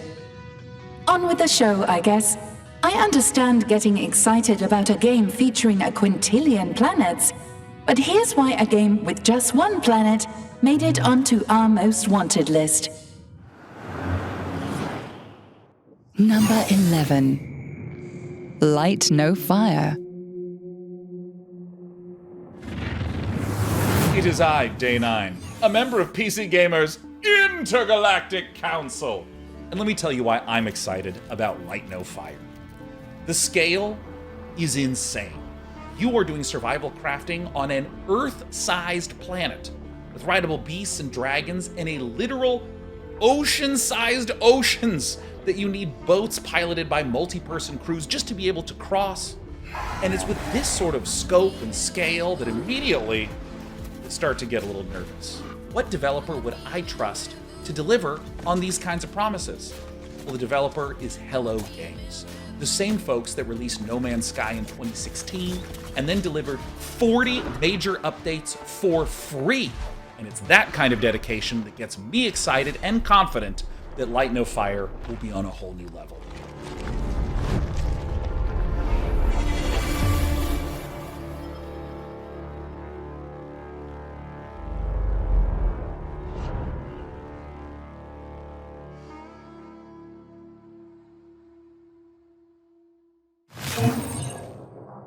Across this magical land, a strange issue is occurring. Everyone has vanished. Meet Rel, a sassy and sharp-tongued sage, blessed with the magical powers that can reveal the secrets of the world. Equipped with a spellbook brimming with millions of magical combinations, it's time to free your imagination. Need to cross an electrified lagoon, or just smash straight through a puzzle? There's a spell for that, and likely a dozen more. Need to hold down a button? Duplicate yourself and turn into a puddle. Each spell rewards endless curiosity and creativity. Feeling lonely? Use a life spell on this rock, and now it's your new best friend. Each spell reveals new discoveries and limitless horizons. Your journey's only just begun in Rel, Warped Worlds and Troubled Times.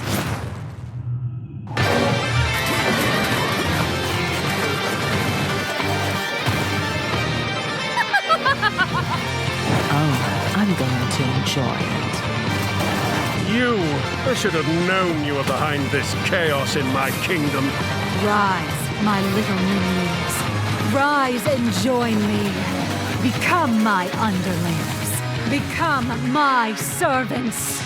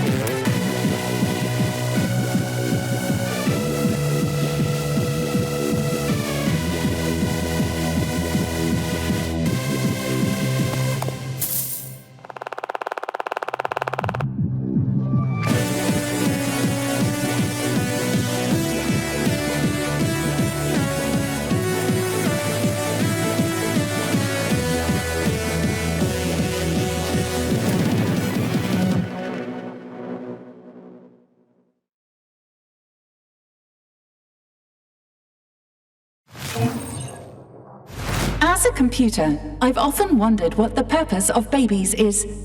Now I know. To buy low and sell high. You can try your luck on the newborn stock market. The demo for Space Warlord Baby Trading Simulator is out today. Before we get to the top 10 most wanted, here's a trip down memory bank lane.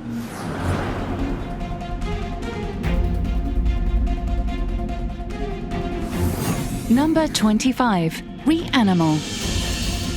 Number 24, Grave Seasons. Number 23, Lego Batman Legacy of the Dark Knight. Number 22, Clockwork Revolution. Number 21, Recur.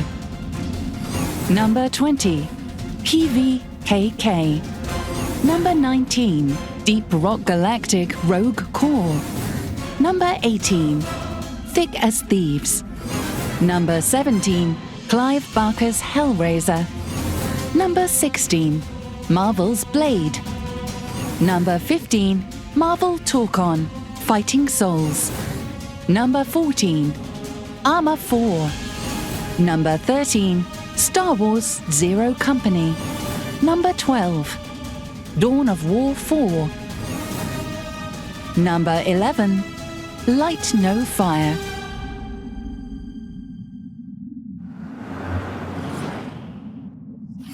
Number 10, Neo 3. ニオ3ゼネラルプロデューサーの安田です。ニオ3プロデューサーの柴田です。今回は PC ゲーマーさんの Most Wanted にフューチャーしていただいて本当にありがとうございます。ニオ3は来年2026年2月6日に Steam 版を発売予定です。開発もいよいよ最終スパートに入りますので、皆様にお届けできるよう鋭意準備を進めております。侍と忍者の2つの戦闘スタイルで日本の様々な時代を戦い抜くバトルに皆様が飛び込んでくださるのを楽しみにしております。ニオ3の和風ダークファンタジーにぜひご期待ください。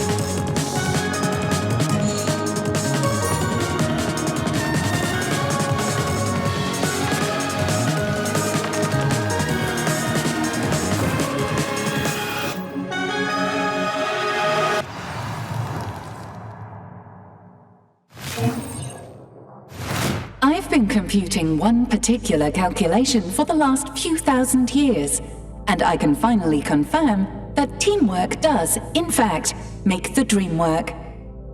For more evidence, here's a message from the team behind our next co-op friendly Most Wanted game.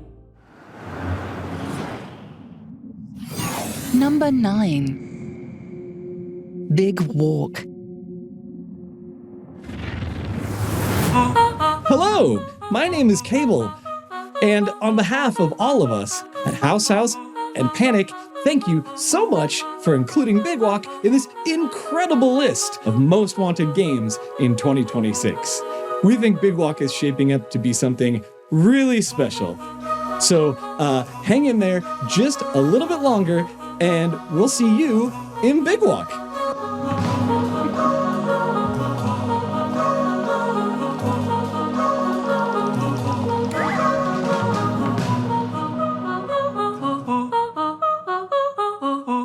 And I'm gonna take this thing off my head now. Number 8.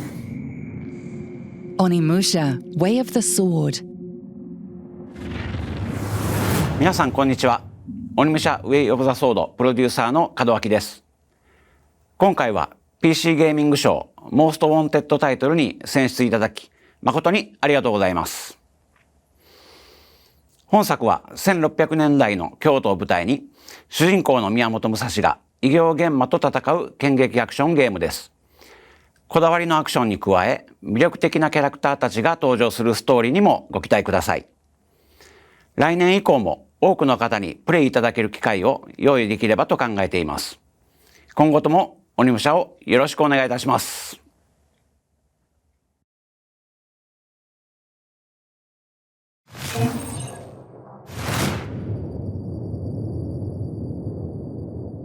I've dealt with a few bioorganic weapons in my time. The quadruple-mouthed Blazark of Omnium 4, the Hellbeast of Thrall, Eric of Northampton. Hello there. But even I might run in terror from the monsters in our next game, Resident Evil Requiem. Number 7. Resident Evil Requiem. Hi, PC Gaming Show. I'm Andy Wong, Senior Manager of Social Media and Community here at Capcom. Thank you so much for naming Resident Evil Requiem as one of your most wanted games. We are in awe of how passionate the Resident Evil community has been and can't wait for you to meet our new protagonist, Grace Ashcroft.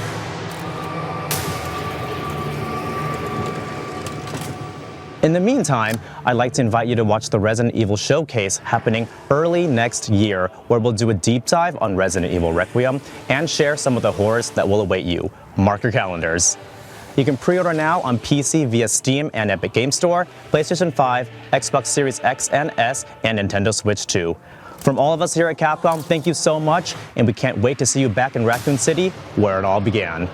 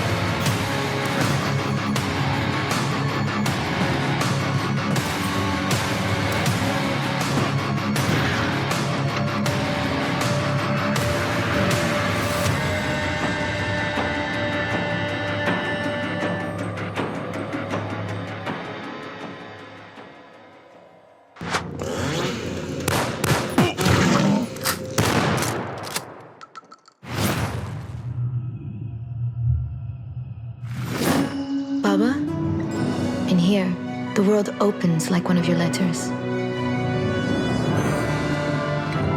We once solved everything together. You made it all feel less impossible.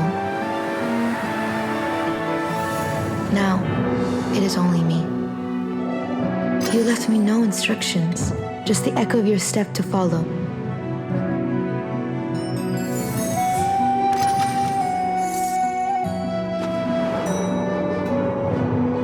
There's a door. Behind it, the silence is almost your voice. Perhaps it holds the answers. Perhaps it holds you.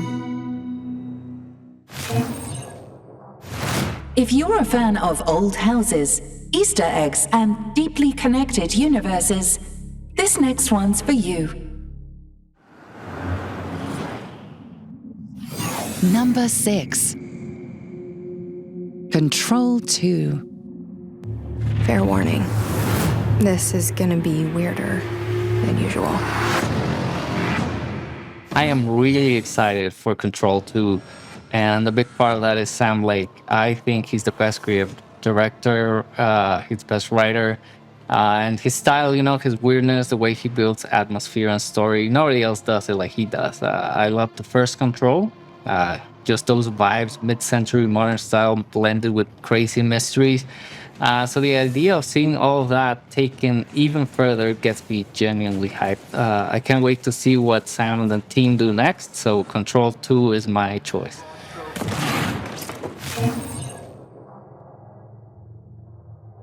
Next up on our list is an action thriller from developers Liquid Swords. Dive into a crime-ridden underworld in Samson, where violence pays the rent.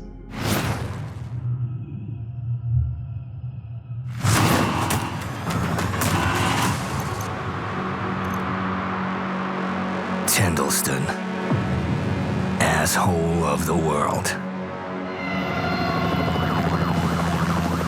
Everyone's either paying, collecting, or buried in between.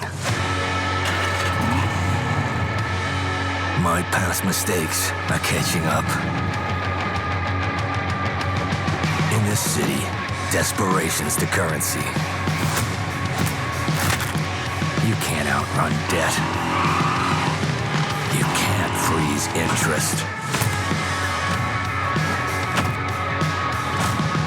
You can curl up and die in the street. Or you can fight the fuck back.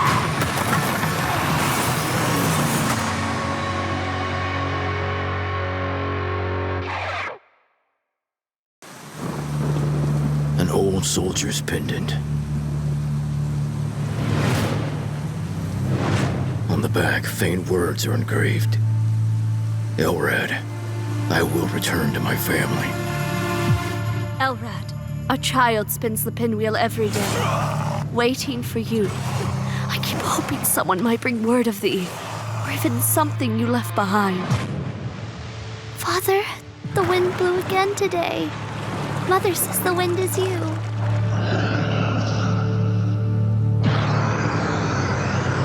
Though the steps never returned, their waiting became the wind that circles the hill. Only the pinwheel remembers the love of a family.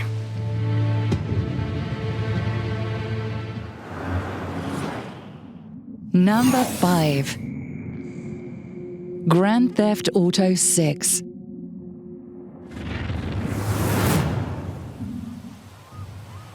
Grand Theft Auto 6. Where to start? It's a game that's been in development for over a decade. Just that fact alone is wild. Hands above your head, now! You stay! But couple that with it being perhaps the most anticipated game or even entertainment product ever, and that's putting a fair amount of pressure on Rockstar. So much so that it's been delayed twice now. But 2026 is currently the year of GTA 6. Not on PC, of course. There's a slightly unannounced longer wait for that version. But when it does arrive, it has the potential to change the landscape of gaming for another 10 years or more. Incredible then that we know next to nothing about the game itself.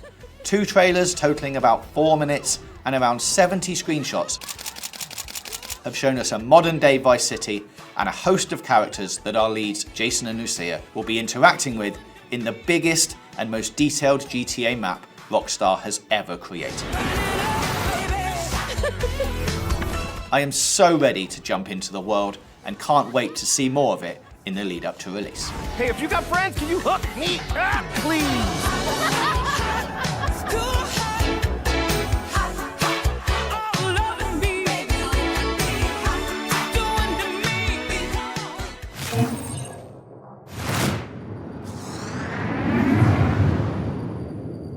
Probably not much of a shock to anyone that GTA 6 is one of our most wanted games, huh? And maybe the reason they haven't announced a PC release date is because they're planning to launch it on PC before consoles this time. Frankie, come on. Before we continue with PC Gaming's most wanted list, it looks like we've received an important transmission from Earth. Rebuilt, reborn, reloaded. It looks like an arena shooter has returned. Better than ever. On screen.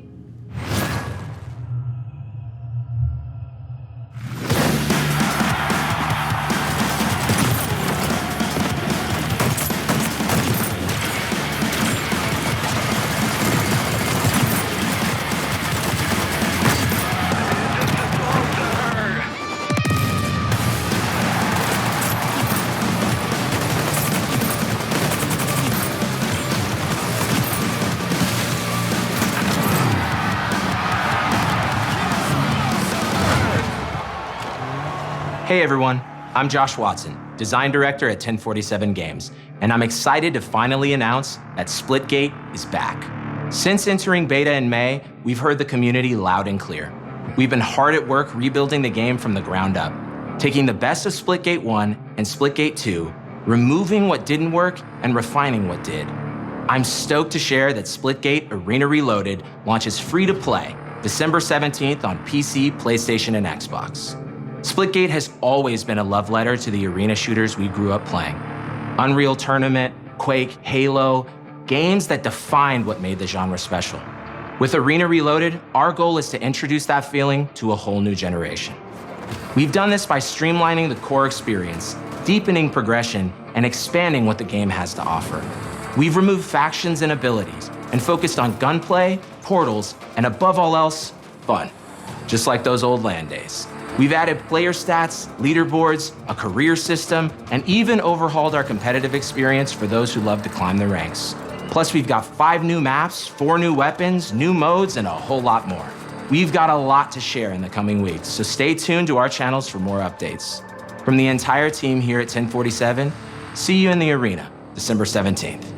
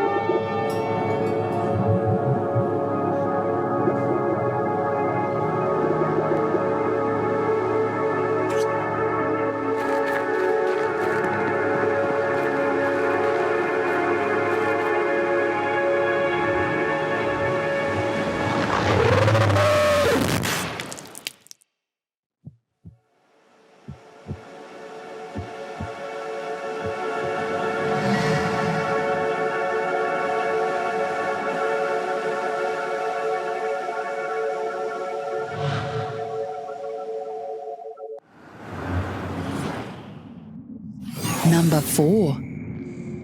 Stranger Than Heaven.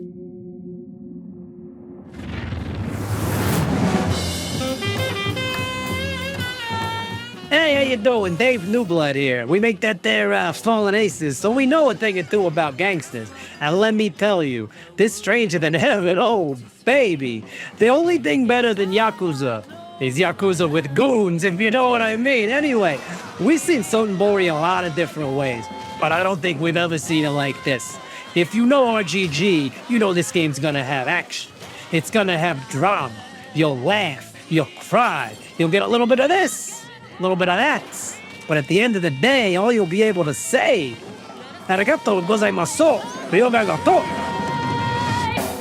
Because RGG They don't miss. Capiche?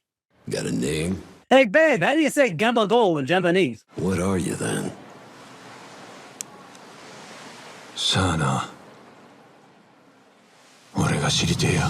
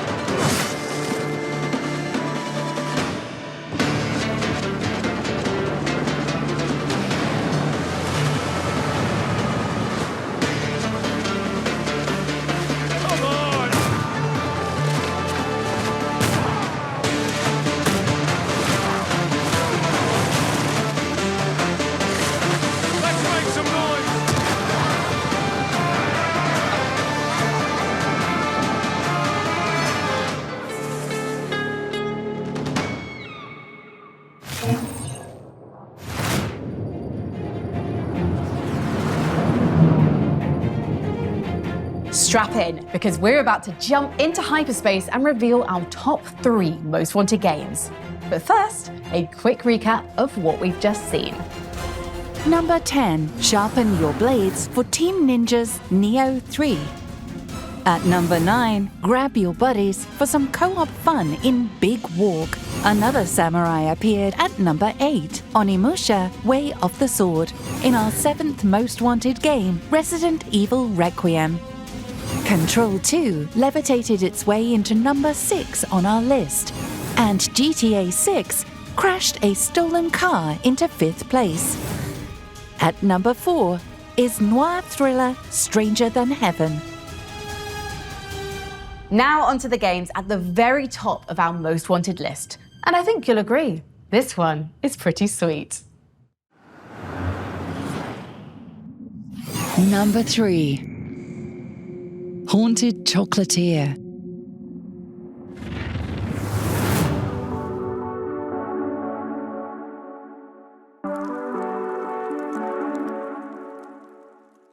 As someone who works in games, I know that good things, they come to those who wait. But that doesn't stop me from being so excited and putting the Haunted Chocolatier really high on my most wanted list. The idea that everything that we love about Stardew Valley will be there, but with an added spooky, ghostly, paranormal twist, you could say that it really, really appeals to my horror sensibilities.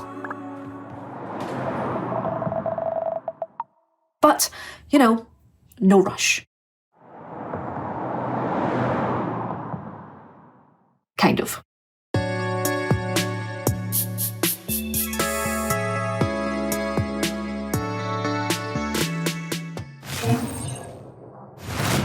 Spy with My Little Eye, the number 2 game on our most wanted list. And it's a game about the world's greatest spy.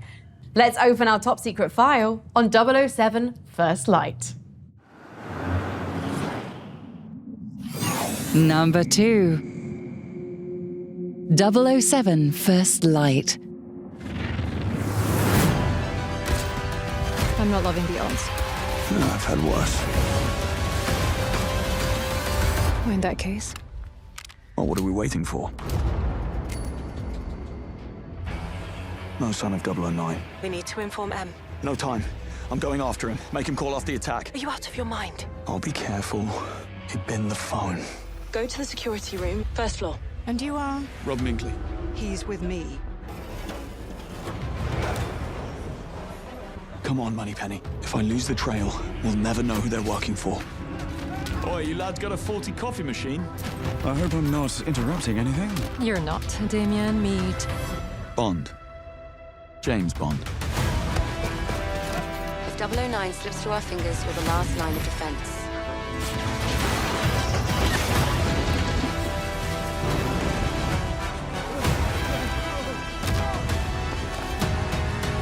Someone just tried to kill me. Tell me you caught him.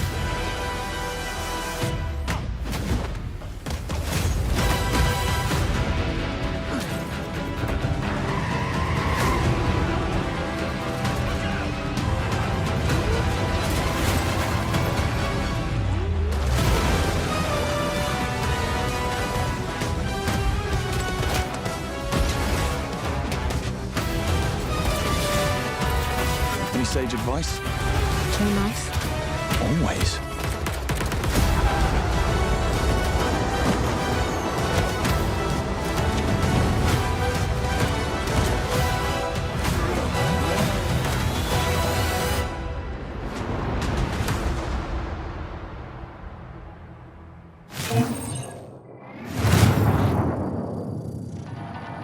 Danger.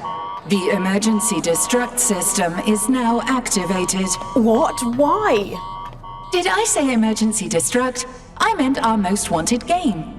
And I didn't mean danger, I meant good news.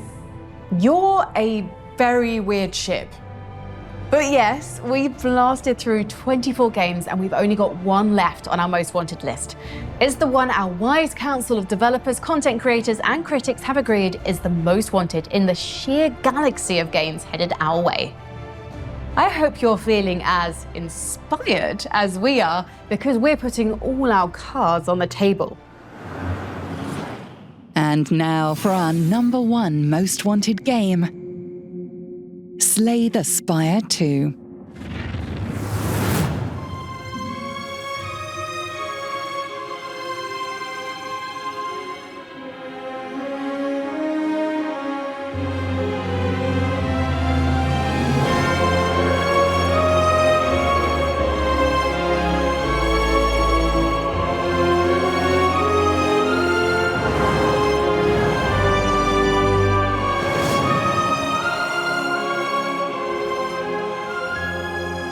Honestly, it's incredibly humbling and awesome that we're number 1. I remember a distinct moment when I was walking down the street with my wife when we first started working on Slay the Spire, and I was saying how great it would be if we sold enough copies that quitting my software job wasn't just the worst financial decision in the world.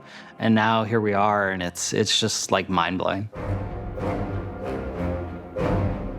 I've definitely thought about what makes Slay the Spire so compelling to people and how I can make it better into Slay the Spire 2. The thing that makes games, and in particular card games, so engaging is that they're a series of discrete, meaningful choices. Usually they're pretty comprehensible, like you're not overwhelmed with just this infinite array of things, and you can say, okay, if I do this, it's gonna have this impact, and if I do this, it's gonna have this impact. And distilling down on that strong, distinct choice that the player can look back on and be like, oh, I messed up here. That's like the key of deck builders and why they work so well. Every choice you make is like hard. That's kind of like the essence, I think, of deck builders, is having every single choice be quite difficult. You choose a card, generally about 3 cards per turn. And so each of those choices, if they're not difficult, you're gonna just feel like you're just pushing buttons. If you're new to deck builders, We tend to put a lot of tutorials in that detect when you're confused. So we really try to gently guide people into playing the game. But you know, it's okay. I think if the game launches pretty popular, you should be able to have some friends that help you too. One of the big differences between Slay the Spire 1 and 2 is that we have grown our team up and actually scale up so we can make kind of just a bigger game overall. The art is way more polished, there's more animations, more visual effects, there's more characters, more events, more relics, more cards. Returning characters have totally different card pools with new cards as well. In addition, we've tried to expand out some of the play space for what you can do with cards and other things in this game. So you can apply enchantments to your cards to modify them and make them more powerful. Enemies can also mess with your cards in ways they couldn't before. You also have new quest events where you can engage with the event system in a different way than you could in Slay the Spire 1. So lots of little things that I think add up to a much bigger whole. In addition to writing significantly more lore, with Slay the Spire 2, we have a whole new mechanic based around the lore, and I don't want to say how it works or anything, but we call it the timeline, and it's going to give the players just way more information about the game world, the actors in it, and just everything about it. Just everything is kind of bigger than it was in Slay the Spire 1. I think in a given week, Anthony will give us maybe like 20 to 30 different changes, again, ranging from again, tweaking numbers or even just cutting cards altogether, adding new ones. I think over the course of the game, let's say every character has 60 cards. I think they've gone through at least 100, 200 versions, like actually design cards that have been cut or remade over the course of the last, say, 3-4 years. The analogy that I always use for game design, and in particular card game design, is that it's kind of like you're a butcher. You generate like thousands, tens of thousands of different ideas, and then you look at them all and then you go, these are bad, and you just cut them all away, and this constant culling process.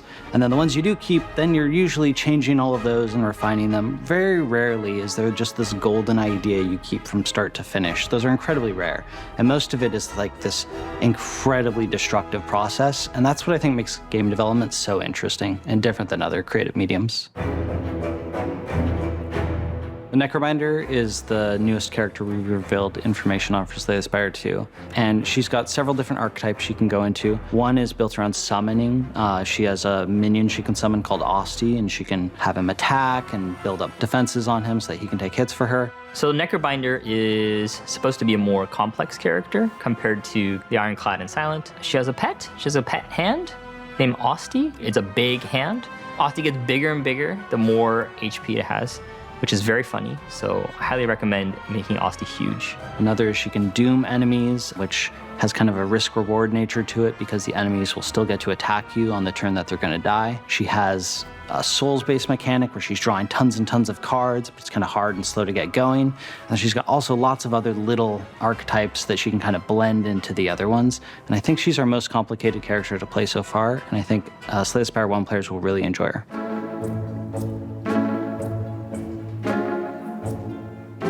When we're describing sort of the aesthetic of Slay the Spire and Slay the Spire 2, it really is, I don't know a better way to describe it except grim dark with whimsy in it. Like, you will kind of meet these really horrifying monsters or, like, you know, eldritch horrors in a way, and then you'll also do an event where there's like a goblin there wearing a suit that wants to spin a wheel with you. So I think it's a very unique balance of aesthetics in there that you're trying to, you know, make a serious fantasy world but have some fun with it and have some weirdness injected into it. I'm not sure why, but I feel like our artists really enjoy making cute things or gross things. So there's a lot of oozy things and a lot of cute enemies, and that's okay, you know? I don't think Slay the Spire has to be gothic, blood flying everywhere, ripping hearts out. We are working on a sequel to a game that kind of has an established visual style that people, I think, really attach to. I think players attach to it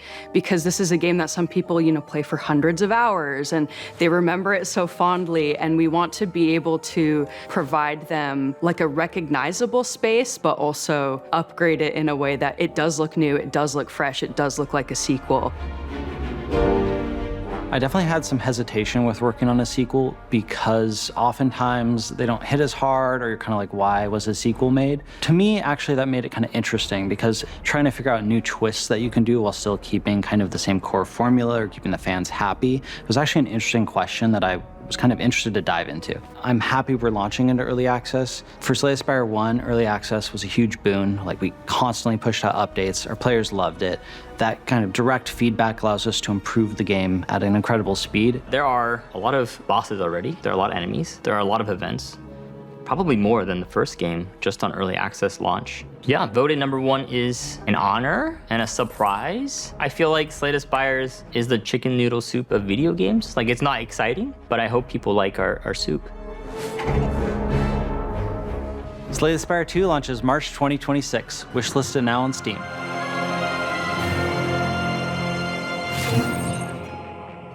That's our show, folks. And if you haven't already added all the games you saw today to your wish list, what are you waiting for? Visit our Steam page at pcgamer.com/wishlist and start clicking. And huge thanks to our partners at Xbox for making our ROG Alley and Game Pass giveaways possible. You can still enter to win by visiting the link on screen. I'm going to head back to Earth at light speed, so I should be getting there just in time for our next PC gaming show in June. See you then. And now, engage. Engage. Are you talking to me? Yeah, engage. Engage what? There are 943 different systems on this starship. Which would you like me to engage? The deep fryer? The air fresheners? The zero-gravity ping-pong table? Be specific. You know, just engage. Engage the engines or thrusters or whatever. The go fast lever. Whatever makes the ship go boom with the lines coming out the back. The hyperdrive. Yes, that! Engage! Jumping to light speed in 3, 2... Wait, we have a zero-gravity ping-pong table? Can I play with that before we... 1.